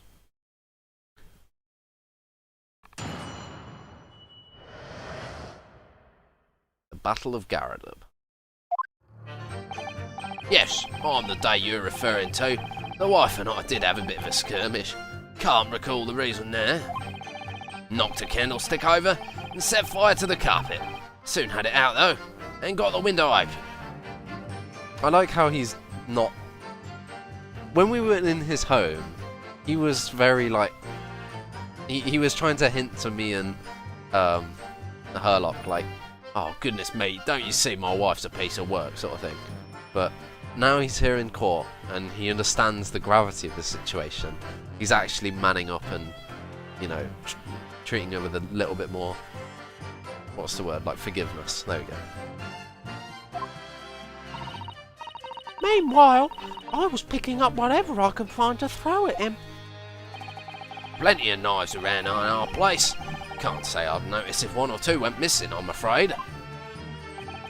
If that ballet thing in the victim's back really was one of ours, you'll have a job of proving it, I think. Okay. It sounds as though it was quite the battlefield in your household that evening. Although an entirely one-sided assault, it seems. The enemy caught us on the hop, sir. Had no choice but to dig in and take defensive measures. To be honest, if the enemy had kept shelling us for another minute, we'd have been toast. Of course, a veteran such as myself is only too aware that on every battlefield, you're just a gnat's whisker from death at any moment. Are we still talking about a marital quarrel here? Well, I must say that I'm dubious that this testimony will shed any light on the origins of this jackknife. In combat, one's focus narrows to such that surroundings are barely noticed. These witnesses may not be able to offer anything more than they have testified already. This may be a dead end. Van Zykes may well be right, but he needs to know that I can extract everything little piece from every little testimony. Well, whatever the chances, we only have this last cross-examination to uncover the truth, Mr. Naruhodo. Yes, I'm afraid so. Very well, Counsel. Begin your cross-examination. How long have we been going now? I am going to go to the end, I think. 2 hours 21. Oh, I think this might be the longest stream so far. It's a very good one as well. I think, oh my god. Shu Takumi is really, like, this case was meant to be the normal case. I think I said that last time, right? Like, this is the normal case in this game that isn't, like, different, right? Because you have case 1, which was different because we're the defendant and it was all weird and stuff, right? And it set the scene, you know, it's a case 1 and it was a good case 1. It was a bit long, but sure. Case 2, investigation only, unprecedented in the mainline games. Case 3, another court-only trial, not unprecedented, there's been some like that before, but it was a guilty question mark client, and it was, you know, we did so much in just that one case. It just doesn't follow the normal formula. This is the first case which follows the normal formula, and yet it isn't just a boring case. You know, Shu Takumi has made it very good. I've enjoyed this a lot. The Battle of Garadub. More like the Battle of Naruhodo versus Garadub. Hold it! The reason is that is what you told us yesterday, I believe. Yes, that's right. I remember correctly. It all started because of a note that was tucked into the pages of a book belonging to Mr. Garadeb. A rather passionate note, in fact. But Mrs. Garadeb found the note, discovering her husband's little secret. And she gave him a mighty number of slaps across the face for it to... What a sordid state of affairs. Hell on earth. Oh, I say, when a chap says he can't recall such things, it's common decency not to drag it all up. Aww. And besides, half of it was wide of the mark anyway. A likely story. Or likely story. These waters went very deep. And what transpired next, after these multiple blows to the face? Knocked a candlestick over and set fire to the carpet. Soon had it out though, and got the window open. Hold it! The fire also spread to some items of furniture, didn't it? The bookcase, my armchair, anything of mine really.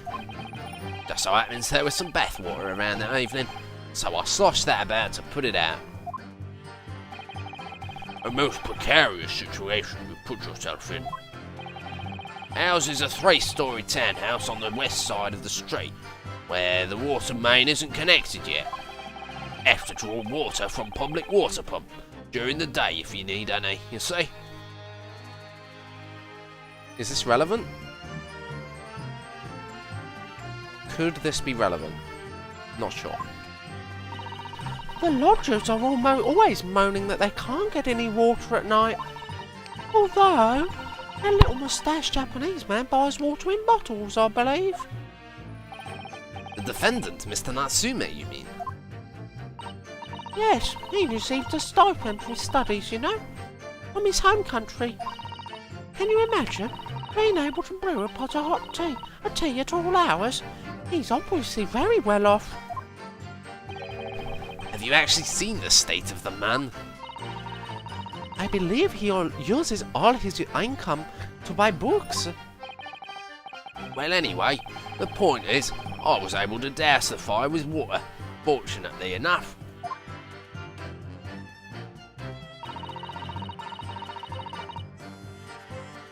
Hold it! Even though the room was on fire, As far as I was concerned at the time, it was more important to extinguish my anger than the flames. When a woman wants to throw, she must throw. that is most certainly not true of a Susato takedown, Mr. Naruhodo. How did she know I was thinking that? So, please cast your mind back and try to remember. Was a knife among the items that you threw at your husband that day? In all honesty, I don't recall. But I feel I must point out that I'm no monster. Let me see. Some bread, a cabbage, garlic, a towel, and a sponge, a napkin. It was really only soft items I was throwing. And I was really most restrained. The majority of them barely hit John. He is my husband, after all.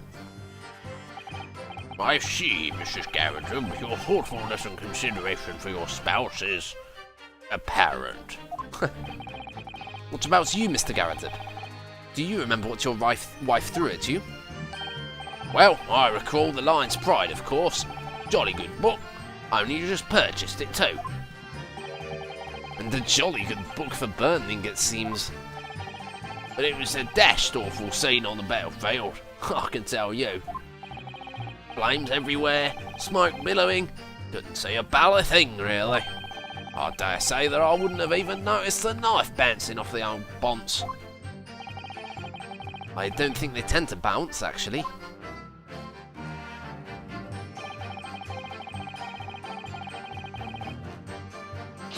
Hold it!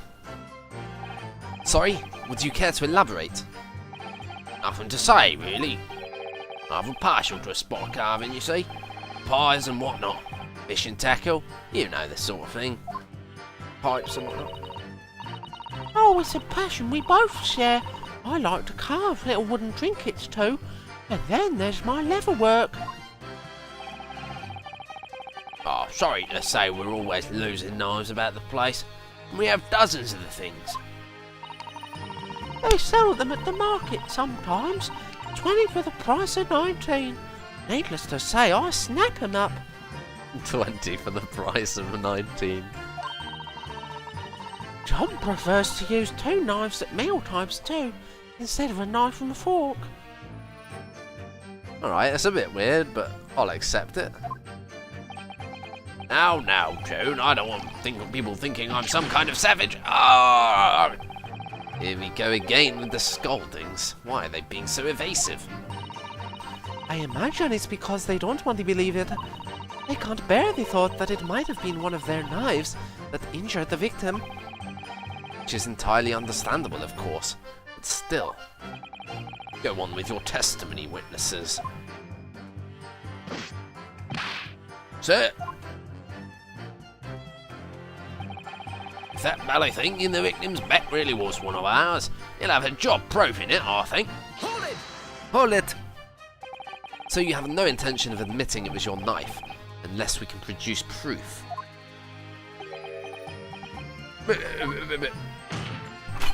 Even though there is no other credible possibility if Mr. Natsume is innocent. Objection! Objection! You forget my Nipponese friend. that it has yet to be established that the accused is not responsible for the attack. As if I could forget. I mean, of course, what you want to say is, like, Mr. Natsume's motive was never established, you know. If only there was some way to know who handled the knife. I suppose wizardry like that is just a dream. Good one. Good one.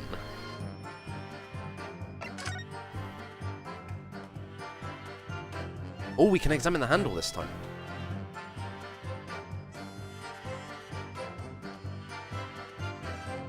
Okay, we can do this. Ah, the tip being missing. Oh, I forgot about that. That's not what I meant to do.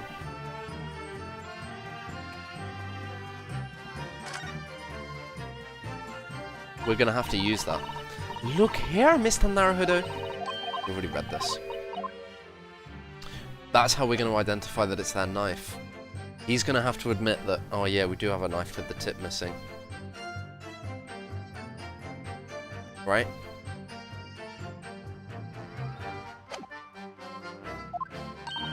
Perhaps you're thinking of fingerprinting, Mr. Naruhodo. What? You mean it's not a dream? That sort of wizardry really exists? Whenever people touch anything, they leave behind a unique pattern from their skin. Or so they say. But I can't see anything. There are already countries in the world where these so-called fingerprints can be used as evidence. Lord Strongheart is currently discussing the matter at the Ministry of Justice. Ooh. That sounds modern and new. Yes, I believe we are rapidly approaching an era of scientific methods of investigation. But for now, we shall have to find an alternative method of proving our assertion that this knife found in the victim's back was originally in Mr. and Mrs. Gardep's house. Ugh, if only I could transplant this whole incident to several years in the future. That's the extent of their testimony, is it? What do you think, Mr. Naruhodo? Well, I think we've heard all this before, to be honest. I can't say I'm particularly confident that we'll be able to prove anything new from this testimony. But in this cross-examination, it's absolutely essential that we establish how this knife came to be at the scene of the incident. Yes, I know. I'm sure both of them must be feeling very worried. Worried that it was in fact the knife belonging to one of them that caused the victim's injury. We could find even a tiny shred of evidence to support that theory. It would clinch this trial for us. It would explain everything. Let me look at the photos.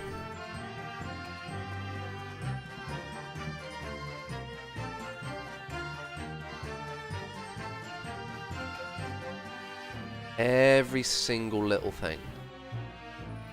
That's not the tip. Not in this photo.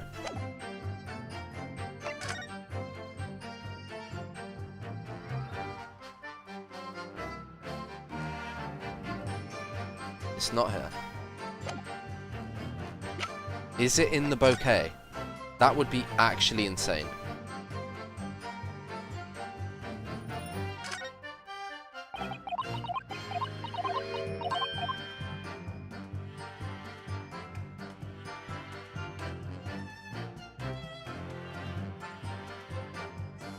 Okay, I think that would be a far-fetched. That'd be too far-fetched even for Takumi. I say even. No, Takumi is a ledge. I mean, he has had a few far-fetched things. Justice for all, case 3. It would explain everything. Yes, it. Oh, it would explain everything. Yes, it would. So for Soseki-san's sake, we must. We must find that last crucial piece of evidence.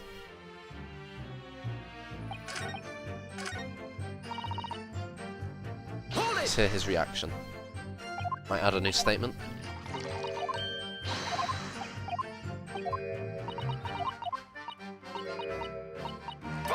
Jupiter! By Jupiter! By Jupiter! Excuse me! Excuse me. Do you have something to add, sir?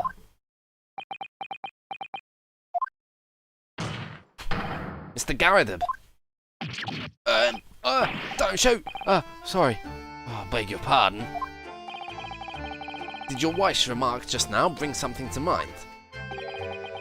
Nothing of any significance, no. Just that the barrage of projectiles the old thing launched in my direction was somewhat more solid than she implies. Books, bricks, and the fire poker, I seem to recall. Ouch. And the woman's aim isn't canny. She landed a direct hit with every volley. Oh! Good grief, woman. We're not at home now. This is a court of law. Oh, dearie me. Ever so sorry, dear. What's she even doing with a teapot in here? Honestly, John, I would have never have thrown such things at you, obviously. Well, take a look at this then. How do you suppose that happened, Yeah, well, take a look at this. How do you suppose that happened, Your pipe, sir. Had this thing in my hand at usual at the time of the ballet thing. Had this thing in my hand at usual at the time of the onslaught. Knocked it clean out with one of her soft projectiles, she did. Yes. When I went to pick the thing up, it was broken in two. I'd like to see a sponge do that sort of damage. I see, your pipe was broken. It would never have been sent flying unless it was hit by something pretty solid. Wait. Was she pouring the tea into his pipe? Anyway, I've managed to bandage the thing up for now. You are one to exaggerate, aren't you, dear? I wonder what we should make of this account. It could be important.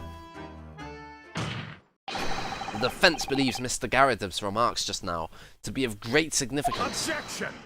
Objection! This war veteran's words only tell us one thing. Betray a fiery wife, and pipes, as well as hearts, may be broken. Sentimental wisdom, perhaps, but hardly worthy of adding to the formal testimony. Indeed, common sense, one might say.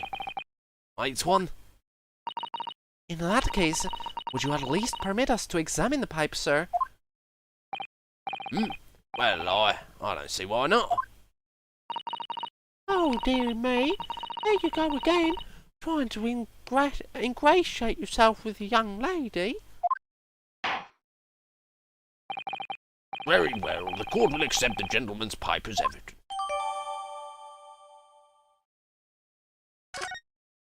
Okay. I hope I didn't speak out of turn. Mr. Naruhodo.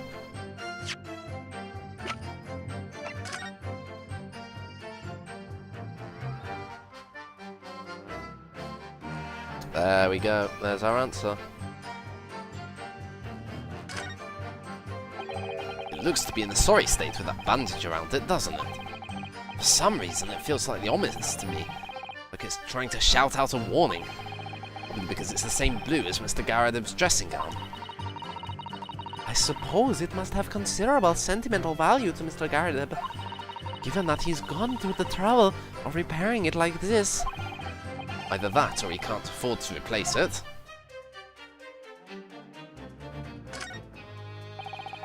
Can't find anything out of place.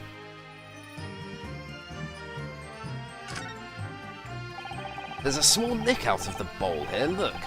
It appears to have been made relatively recently. And see how there are little scrapes and dents all over it. It's clearly a well-loved pipe. Yes, you're right. It seems to me recently that being well loved goes hand in hand with getting some battle scars. This particular nick is catching my eye though, because it's clearly you. Where's that bit of wood? Is the question. Excuse me. Oh, something just twinkled inside the chamber of the pipe here. Yes, I saw it. Something stuck in there, I think. Let's turn it over and give it a shake. What's this? It's a tiny fragment of metal. It looks to be the tip of a blade or something. The tip of a blade? Surely. It couldn't be.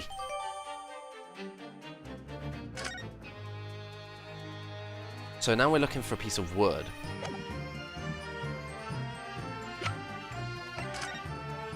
This is some Sherlock level deduction at this point. A fucking tiny nick in a pipe, like come on. Piece of wood stuck in here somehow.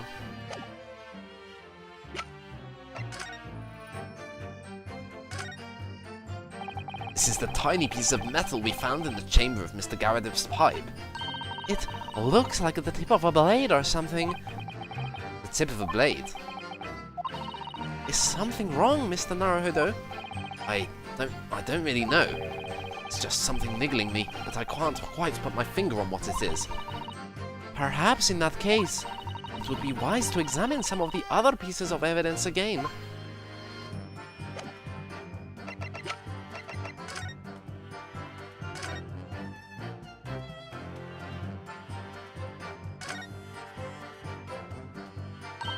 Oh, look here, Mr. Naruhodo, just at the tip. A small piece of the blade appears to be missing. Wait, part of it's missing. I could be wrong, but I've just got a feeling. You remember this? Ah, that's the tiny fragment of metal we found inside Mr. Garrideb's pipe.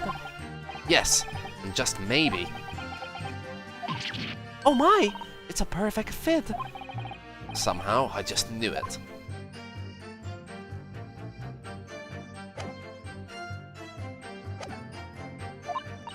I was just feeling rather disappointed for you that your request was turned down. Oh no, it's fine. Thanks to Susato-san, we may have some new evidence to work with. I should examine it carefully. Well, thank you for that rebuttal, Mr. Garrideb. Now, if we could return to the crux of the matter, what can you tell the court about the knife used to attack the victim?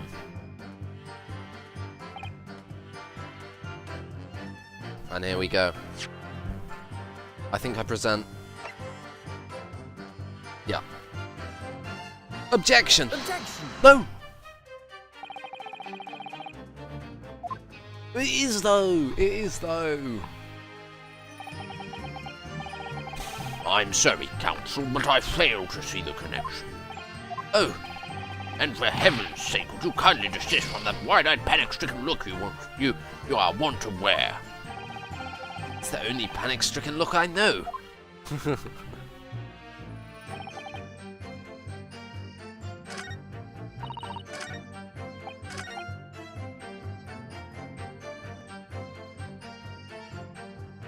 Fine. Fine. Objection! What? Am I dumb? Am I dumb? Am I dumb? Am I dumb? I'm gonna press the last two statements again.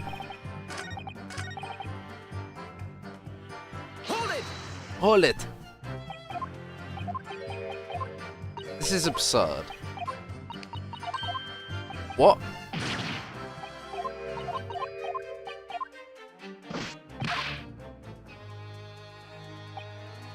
Hold it!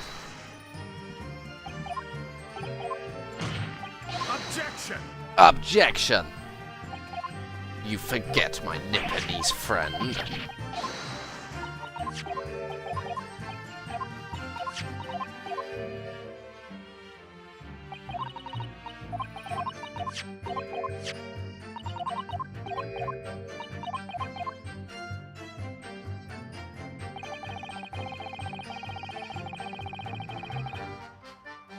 I've presented it on the two different statements. I'm doing this one more time.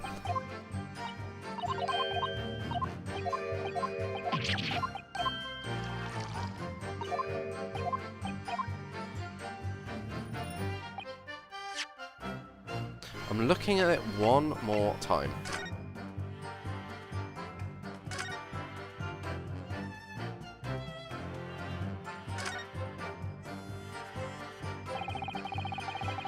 You would have thought that the tiny piece of metal we found in Mr. Garrideb's pipe would be a perfect fit for the missing tip of the knife found in the victim's bag. It's extraordinary, isn't it? It fills me with a sense of awe. It's surely proof that miracles really can happen. Yes, a more miraculous proof than I couldn't ask for.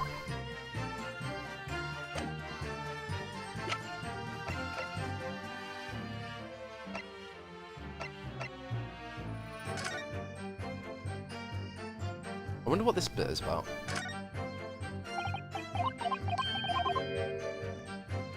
Maybe it was just a hint to look inside it.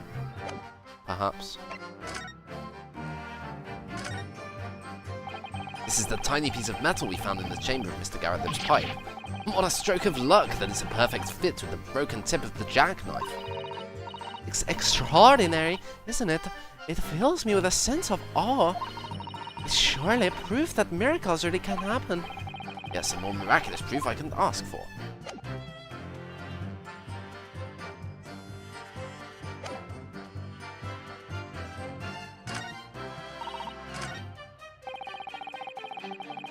Hold it!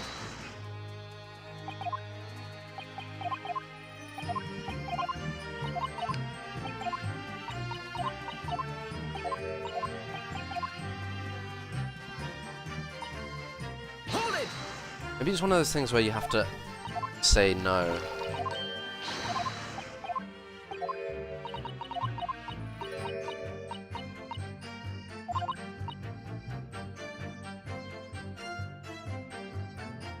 Excuse me.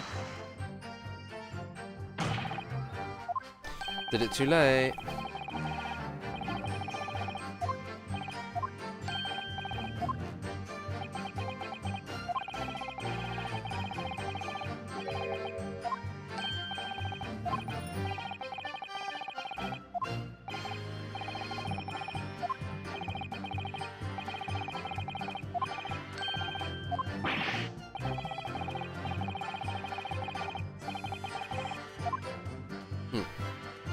That's a novel retort to that old phrase. Hold it!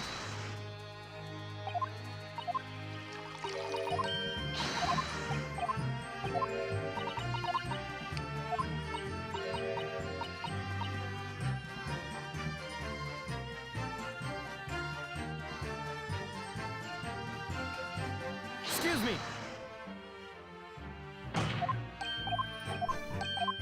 What?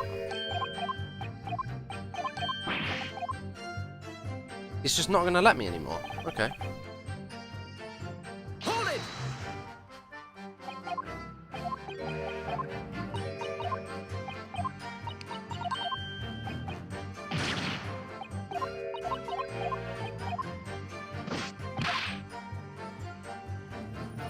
Hold it!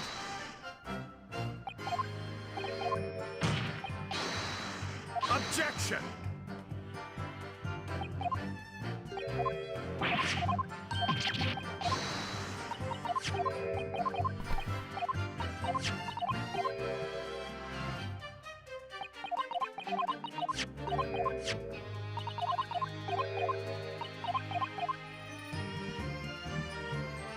Okay, last statement. And I'm gonna do the other thing now. The other evidence. Oh, you bastard. Ugh. Sip of water.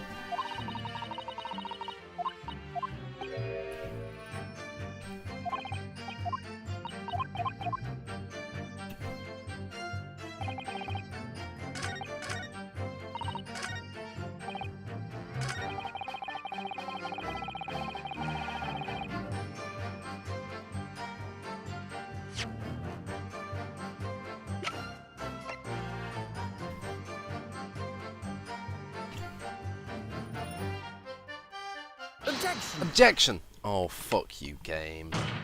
I presented the knife, and it literally had in the knife's description that it was a match. Mr. Gareth, could I ask you to take a good look at this, please? Fair enough. You can ask, but I can't see a bally thing. You can't? Used to call me dead or dead back in the regiment course. That was some time ago now. Even when I'm trying to enjoy a large print book by the fire these days. I struggle to tell from B from a D and a P from a Q, to be honest. Oh, he does. Dearie me. It's rather wearing being asked about every other letter in every other word. You must be very dizzy. What is that? A tiny scrap of metal? Yes, almost certainly. I love how the Shu Takumi way is to have the most insignificant speck be the final epic piece of evidence. Like, I love that. It is a trope by this point, but it's funny every time. It is funny every time. Yes, almost certainly from the tip of a blade. And what may appear at first to just be a tiny scrap is in fact a crucial piece of evidence. Interesting. And where did the defense come by this evidence? It was lodged in the chamber of Mr. Garridub's pipe. What if Van Zykes turns out to be an asshole and says, "Oh, it was. Well, you're the one who took it out. That evidence is forged," or something like that. That would be so rude. You better not. My pipe, you say? By Jove, I wonder how that got there. And what precisely does this fragment of metal signify, Counsel? Are you suggesting that it is some way related to the matter of the stabbing on Briar Road?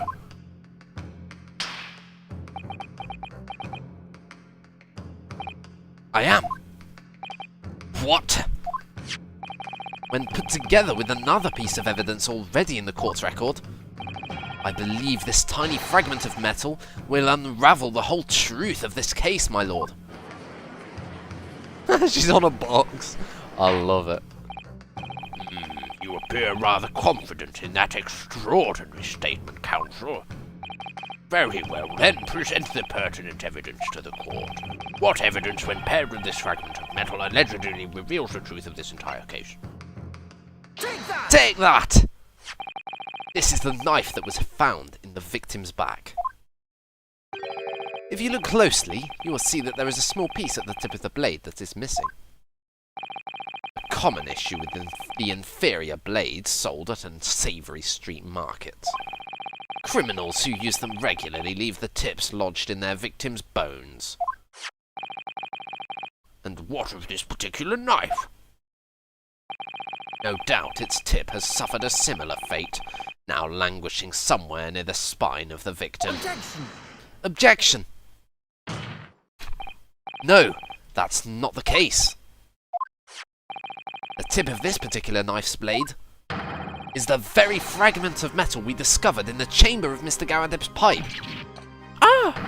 Ah! Good grief, Lord Van Zykes! I don't believe it.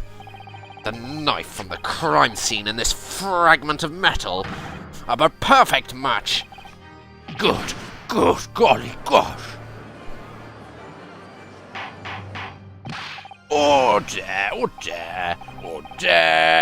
This is some sort of Eastern sorcery. Krah. This is no magic, my lord. This is a miracle. A miracle? So Van Zykes has figured it out, has he? Counsel, explain this extraordinary coincidence at once. Yes, my lord. The crucial point we have to ask ourselves here is, when did the fragment of metal find its way inside Mr. Garridub's pipe? Something that was clarified for us in the most recent witness testimony.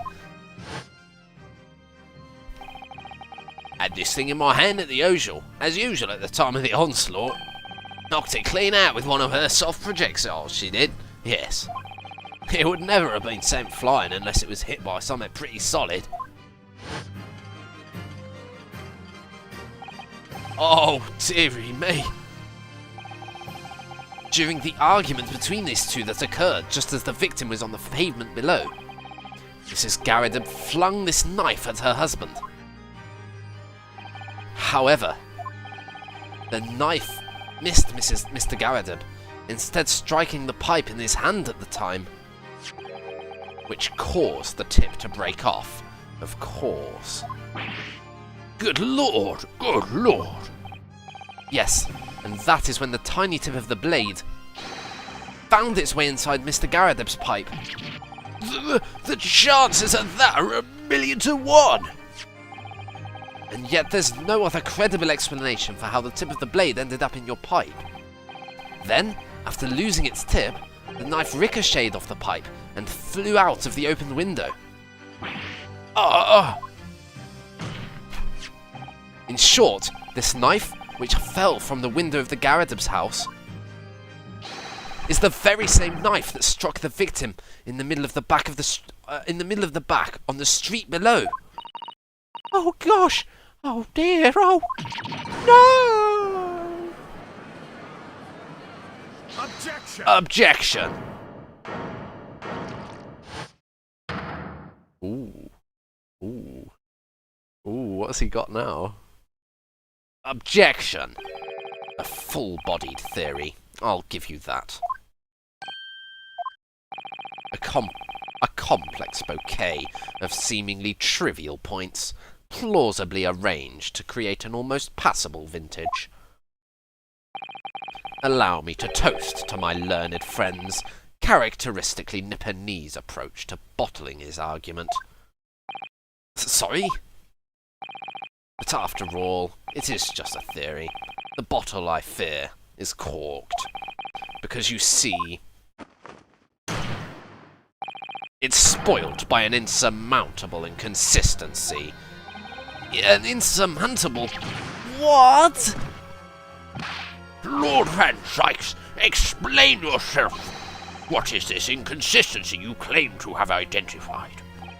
An inconsistency of the simplest nature, my lord. I like that he doesn't give up, at least. The victim was found with the knife planted in the middle of her back. Yes, in her... That's right, you silly little man. Oh, we're going to have to just say... Oh. Lord Van Sykes, I do say that this is a rather sour and pitiable retort. It's so fruitless, it's unbelievable. You're grasping at straws, Van Sykes. All I need to do is explain that the victim was on her hands and knees at the time. That's right, you silly little man. Now, Joan, old thing, what are you getting so excited about? Let us consider the basic facts of the case once more. The victim was walking along the pavement before being stabbed in the back and falling to the ground. If the knife that struck her had fallen from above, there's no possible way it could have planted itself into the victim's back. Oh, yeah! A pitiable retort. Oh dear. Quite right, you see? That's exactly right. If the knife had fallen on her from above, it would have struck her on the top of her head. Well, help me, assistant, help me. He's lost for words, look. I knew it. I never liked his theory in the first place. I don't know, though. What really did happen?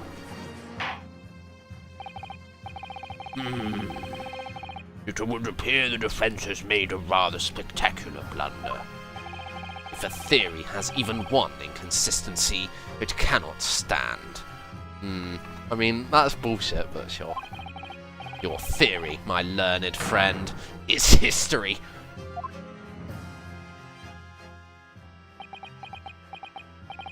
We were so close. I could see the truth. Come on, you have to notice that he was grasping at straws. I was so sure we were on the right track, but now the way has been blocked completely by one simple inconsistency. Or in other words, we simply need to eliminate that one inconsistency and the theory will stand. Mr. Sato, you mustn't worry, Mr. Naruhodo. You are just caught off guard, that's all. Your mind went blank. But if the path you are on is indeed correct, then a way will present itself. The key to this is in the court record, I'm sure. In all the information you need is there. It seems you have nothing to say, my Nipponese friend. Well, your silence speaks volumes. A tacit acceptance that your theory is fatally flawed. Objection! Objection!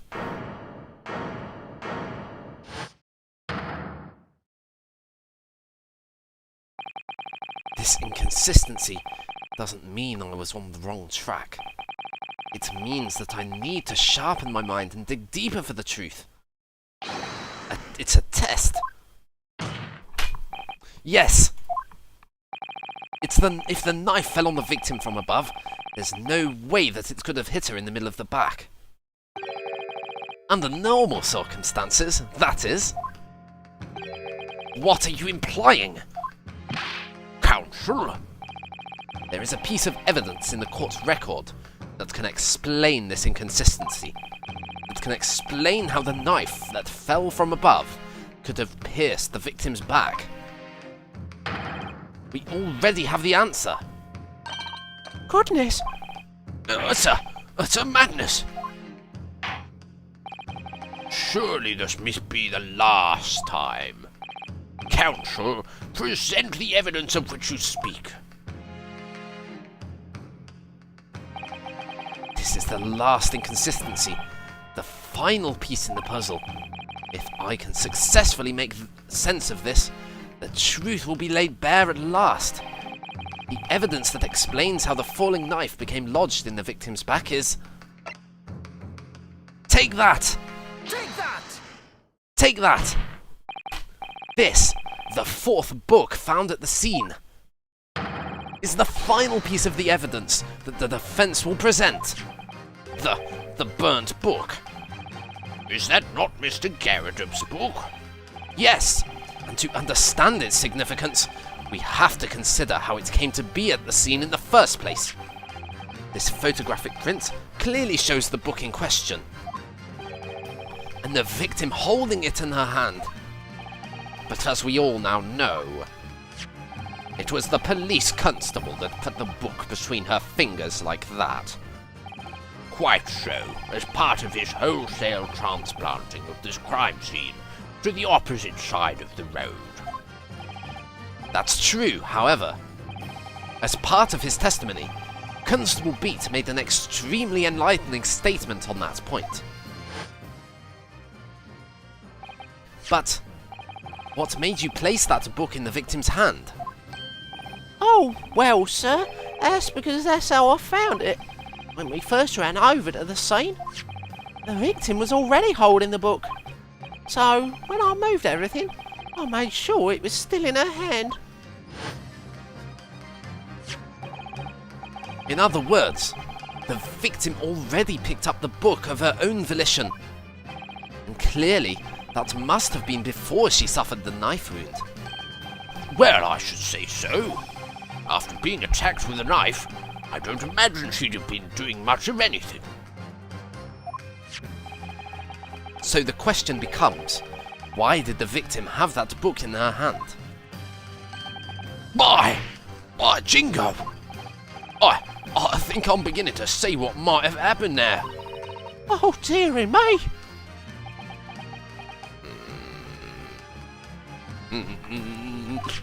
We know that the book fell from the top floor of the Garridub household onto the pavement below, at precisely the moment that the victim was walking past. Yes, exactly that moment. The young woman was walking along the street in the light fog, when all of a sudden, a book fell right in front of her. The book I threw? Yes, Mrs. Garridub. And what do you think the woman did? What would you do if you were walking along and suddenly a book landed in front of you on the pavement? Well, I really can't imagine it, but I suppose she might have reached out and picked the book up. Yes! That is exactly what the woman in fact did. She picked up the book. Oh heavens! And when the woman reached down to pick up the fallen book, what position would her back have been in? That's right, facing the sky, completely and utterly defenseless. Then, in the next moment, while the woman was still bent over picking up the book,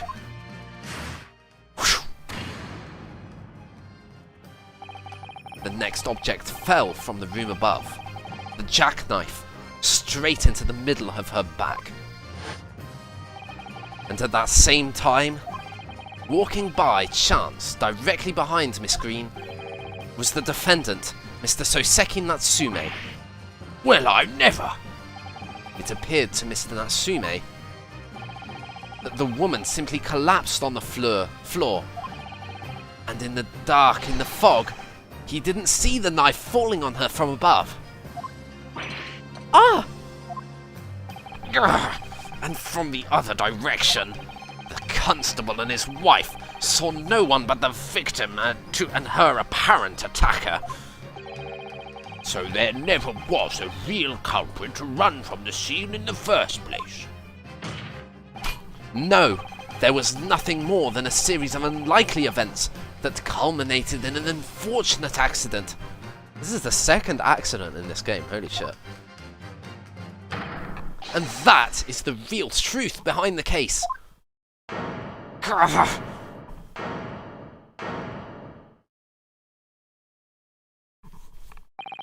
Well, Mr. and Mrs. Garadib,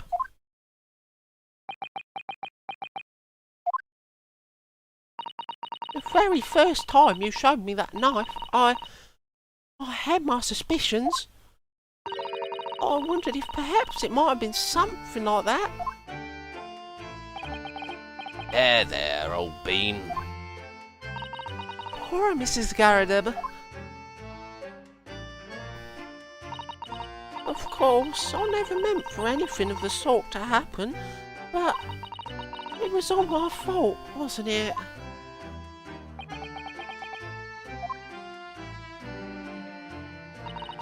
I'll take full responsibility. I let my anger get the better of me.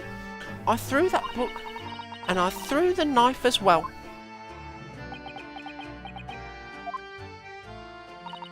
John, dear. it's all right. I know. I'm ever so sorry. Truly. I'm sorry.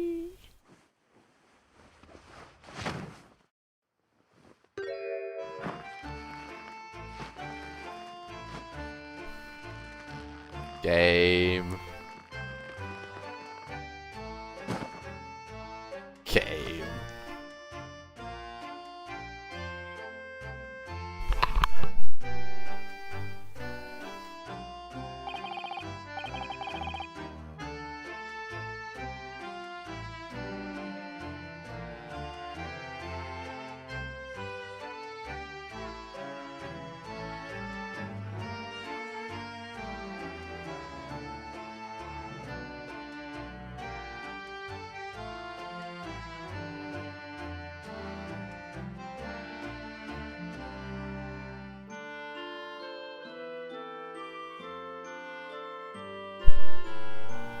Lord Van Dykes, what news of Mrs. Garadib?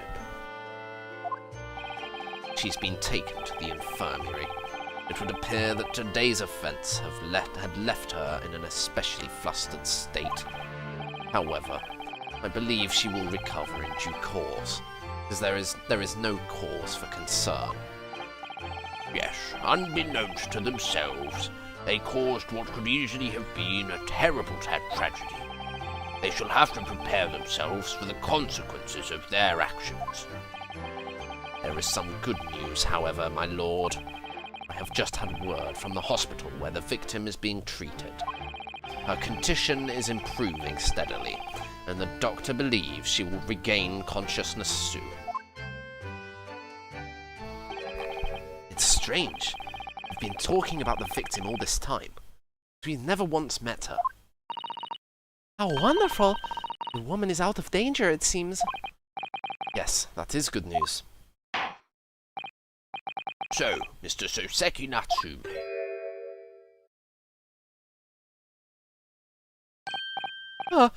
Yes. on behalf of my fellow countrymen, I would like to take the opportunity to beg your pardon, sir. You came from your distant eastern homeland to study our great British culture, and have been repaid with immeasurable unkindness. Please accept our heartfelt apologies.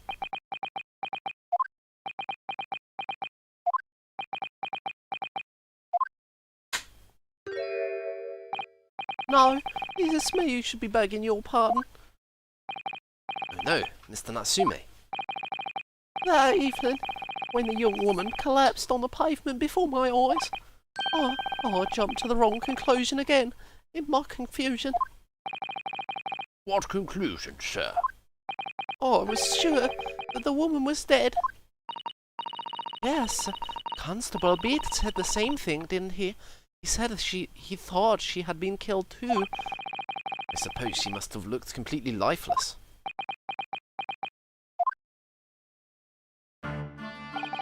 It's been about a year since I arrived in Great Britain now. I still can't get used to life here. I can't relax. Sure, there are evil spirits lurking in the fog, like they're haunting me. Poor Soseki-san. His imagination really has got the better of him. Yes, poor man. So when it happened, I thought the young woman had been taken by the fog spirits. I should never have dropped my books like that and run away. I should have called for help, for a doctor, for the police.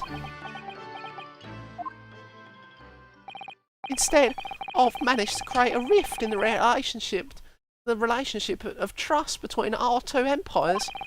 And for that, I am truly sorry.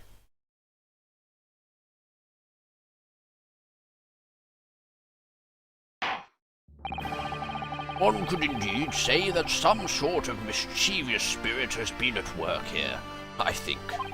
One that created a chain of unfortunate mishaps. We were befooled by this spirit and led to false conclusions. But thanks to Lord Van Zykes and our young lawyer here from the east, that chain has now been broken and the spirit exorcised. I heartily commend you both. Oh! Now then, ladies and gentlemen of the jury. Yes, Yes, my lord. In concluding this trial, I must ask one last time for your decisions regarding the defendant's culpability. Are you ready to present your findings to the court? as the foreman of this jury, I can assure you we have reached a fair and just conclusion. I do declare the truth can be extremely cruel at times. Well, I didn't suspect the woman next to me, that's for sure. Sitting in for the old bean while she's out of action, you know, but I know what her decision would be. Does this mean I'll finally be able to get out of here and start work? Well, it's about time. But I say, I'll have a cork of a story to tell the grandchildren when I get home, won't I? Very well, ladies and gentlemen of the jury, I hereby demand your final decision. Mr. Foreman. Not guilty. Not guilty. Not guilty. Not guilty. Not guilty. Not guilty. Not guilty. Not guilty. Not guilty. Not guilty. Yay.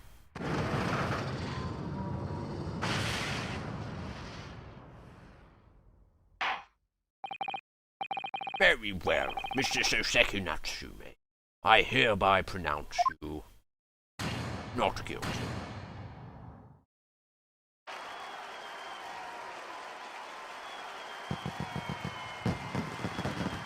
The fireworks. I love the fireworks. And finally, Mr. Natsume, Oh, yes, Lord, sir. you are now a free man once more. It is my hope that you will continue to further your education in British culture. And may you never again be brought before me. Oh, yes, sir, of course. Oh, my life, I swear I'll never let set foot in a courtroom again. I'm transported to tears. Thank you, counsellors. Court is adjourned.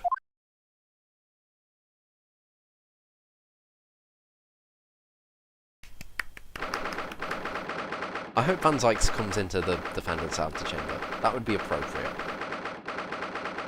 Come on, Shutakumi. Do it. Oh, locum. Wait, you mean me? Of course. Is there another locum here? Is there even one? Compared to the original locum student, Mr. Naruhodo, Esquire, your name has become rather short, hasn't it? What's wrong with using my actual name? Oh, at last, I'm free. Joyful, joyous, jubilant, jubilation. Heady, hearty, happiness, hurrah. Oh, I am pleased. Mr. Natsume is delighted. Would it be so hard just to say that then? Locum, you did it. You saved me from the brink. Well, what happened to the poor woman is in no way your fault after all. I'm just glad everyone can see that now. No, not that. Lovely, loyal locum lawyer. Yes? I mean, as I said before, I've just never got used to life here in Great Britain. Every time I look over my shoulder, I see foreigners, I see towering brick buildings, and from high up windows, I see them looking down on me, laughing. Look at that little hunchback. Oh dear, I'm sure it's all in your head, Mr. Natsume. But today, you, locum lawyer, gave my gloom the boot. You stood firm behind that baronial bench before all those babbling British. You battled to the bitter end, laying bare the baffling truth. And when I beheld the blinding fireworks among the beams of the bailey's roof, I bellowed, "Behold the best barrister ever born!" Well, that's very flattering, and we're very pleased for you. This has given me a wonderful anecdote to recount to my old friends back in Japan. And an anecdote? Is that what become of all my hard work? Ah, there you are, my dear fellows. There you are, my dear fellows. I apologize for keeping you waiting. I rose late this morning. Oh, Mr. Sholmes, what a pleasure to see you. I see I am not here not a moment too soon. A disaster has been averted. I'm glad to say. Oh, The trial shall begin presently, Mr. Naruhodo, and I wish you the very best of luck. It's just finished. What? No! Then was my haste in vain? oh, it's you, Aleks Sholmes. Oh, have we met, sir? Mr. Naruhodo. Oh, This is Mr. Natsume, the man you had arrested, Mr. Sholmes. I see. I failed to recognize you at first. Our previous encounters have taken place in the gloom. Either your bleak lodgings or that prison cell. I simply couldn't place that curious face in the light. Charming. This is all your fault, Aleks Sholmes. You're the reason I had to go through this terrible ordeal. I'm gonna give you a piece of my mind. Oh, my apologies, sir, but I assure you, I have placed you now. You're the fellow who abandoned that poor young lady and ran off, are you not? Ah, Had she been taken to hospital more urgently?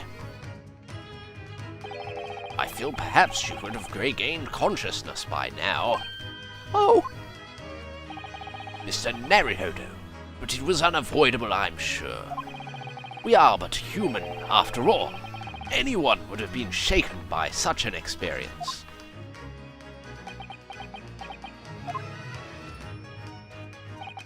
I do feel very badly about how I behaved. Well, never mind then. Now then, what was it you wanted to say to me, sir? Nothing. Priceless. Oh, I am sorry, really, but... Mr. Naruhodo, that was quite priceless. Poor Soseki-san. Still, on the bright side, you've had an extremely entertaining experience without paying a penny. And, it would seem, you were not even found guilty. There is no bright side. Whatever do you mean, Mr. Natsume? Even after this, I'm still cursed by the spirits, and now by the Reaper. Ah, Lord Van Zykes. I haven't forgotten, you know, when facing that man in court means. Even if you're found not guilty, you're still doomed. It will be alright, Mr. Natsume. If the Reaper appears trying to make trouble, I will protect you. Yeah. With a perfectly executed Susaru takedown. Much as I'd like being turned on my head, a bit of warning might be nice next time, Miss Usato.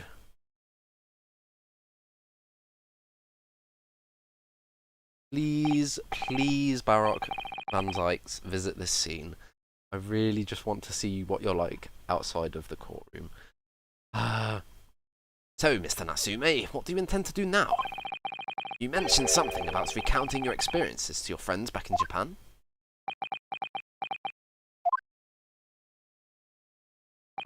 Yes, I intend to return to my homeland soon. Oh! It's already been a year since I arrived here in Great Britain. I've visited universities, libraries, bookshops. I've been honoured with the tutelage of professors. I've learnt so much about the wealth of literature here and the city it's shaped. And I've come to realise that it's my calling to sail home and tell my fellow countrymen about it.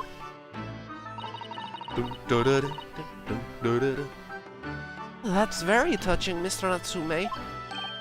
Or, in perhaps less veiled terms, you wish to withdraw halfway around the world to escape the terror of the Reaper's curse. That's not it at all. The more I learn of literature, the more this strange feeling claws at my insides. I feel compelled to return to my roots and attempt to pen a work of my own. Oh, I see. A work of literature by Soseki-san. Could be an interesting read. And what about Miss Usato and yourself, Mr. Naruhodo? Sorry, what about us? Will you return to Japan alongside your mustached compatriot? Why would we?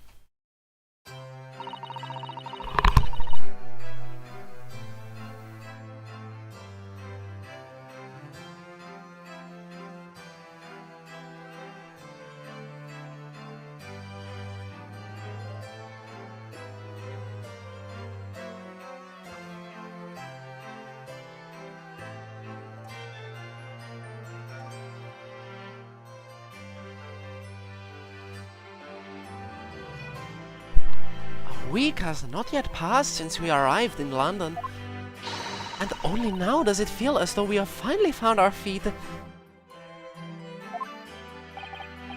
And you are accommodated in a hotel at present, are you not? That's right, but we need to find lodgings before it bankrupts us. I've calculated we can only afford another 10 nights before our entire budget is exhausted. Well then, you could take my lodgings. Oh, the windowless room. But what it lacks in windows, it more than makes up with a floor, a ceiling, and walls. Great. And of course, I'd be happy to leave behind the accursed evil spirit. Oh my, an evil spirit? Oh yes, it tries to suffocate you while you share asleep. It's an infallible wake-up call. We'll think about it, if that's all right. Perhaps I can offer a more welcome alternative. Would you consider taking lodgings with me? Really? Well, a vacancy has conveniently presented itself. Though it is up in the attic, I might add. Are you sure it isn't just a storage loft? I spoke with the landlady this very morning on the matter of price, and Iris is cleaning the room as we speak. I must come at once. I presume you have no luggage to speak of? Oh, this is simply wonderful. What an honor to be invited to taking lodgings in the great detective's office's attic. I'm too overcome for words. So suggesting we look elsewhere is out, then? Then it's settled. Iris will prepare a welcome dinner this evening. And you must come too, Mr. Natsume. I insist. I don't know what to say. Thank you, and yes. Wonderful. Then I'll go and complete the paperwork for your formal release, Mr. Natsume. It shan't take long. Somebody's happy. Locum, I know that you wouldn't let me down. I'm truly delighted to have met you here in London. Likewise, Mr. Natsume. It's been a privilege meeting you too. It's a shame that we're going to have to say goodbye so soon. Well, I've come to realise that I belong in Japan. But Locum, we'll meet again one day. Yes, I'm sure. And hopefully by then, I'll be a successful lawyer. Hopefully by then, I'll be a successful author. Well, my dear fellow, our carriage appears to have arrived. Shall we go, Mr. Naruhodo? Yes, Mr. Sholmes. I've little doubt that Mr. Natsume will be released in time for dinner this evening. Monka W, he's being left alone. Monka W. He's gonna die. And so Seki-san's innocence successfully established. We rode with Mr. Sholmes to what was to become our new home, 221B Baker Street.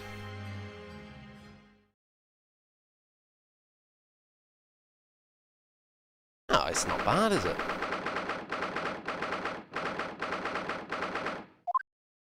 Got some garlic. Got some heating. So this Is to be our new office. Yes. our office. Rather like the sound of that. Me too. It's simply wonderful, isn't it? I hope you can see this, Kazuma. It's only a small step, but I'd like to think we're getting a little closer to your dream now. So, my dear fellows, do you like the place? Dressed down Sholmes. Ah, Mr. Sholmes. Yes, thank you very much. It's a delightful room, Mr. Sholmes. I simply adore it. Good. I'm pleased to hear it. Iris and I are delighted to welcome you. I hope everyone's hungry. It's nearly time for dinner. We'll eat as soon as Mr. Natsume arrives. We've got a lot to celebrate. Iris, you must let me help you. All right then, Susie. You can be in charge of the salad. Splendid.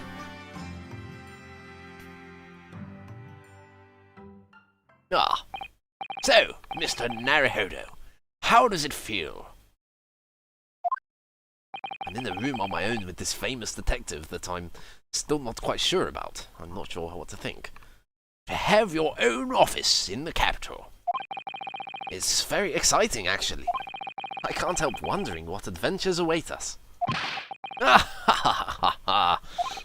Those were precisely my sentiments when I first established my offices at these premises. Until I discovered the dark truth about the City of London, that is.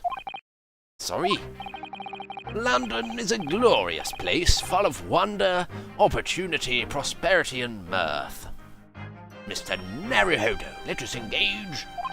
But in the brightest of lights casts the darkest of shadows. Shadows? What do you mean? Well, I believe you're well aware of the murkiness that lies behind London's facade already. So, once again, Mr. Naruhodo, welcome to London.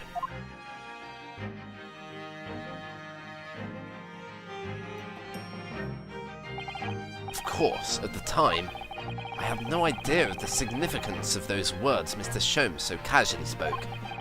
But it wasn't long before my turn came to lift the facade and see the true depth of murk that lay behind it.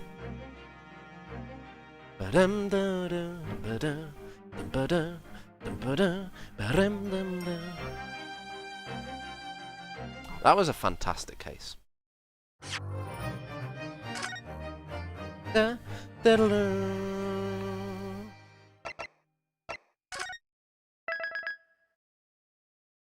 a lot of fun with that.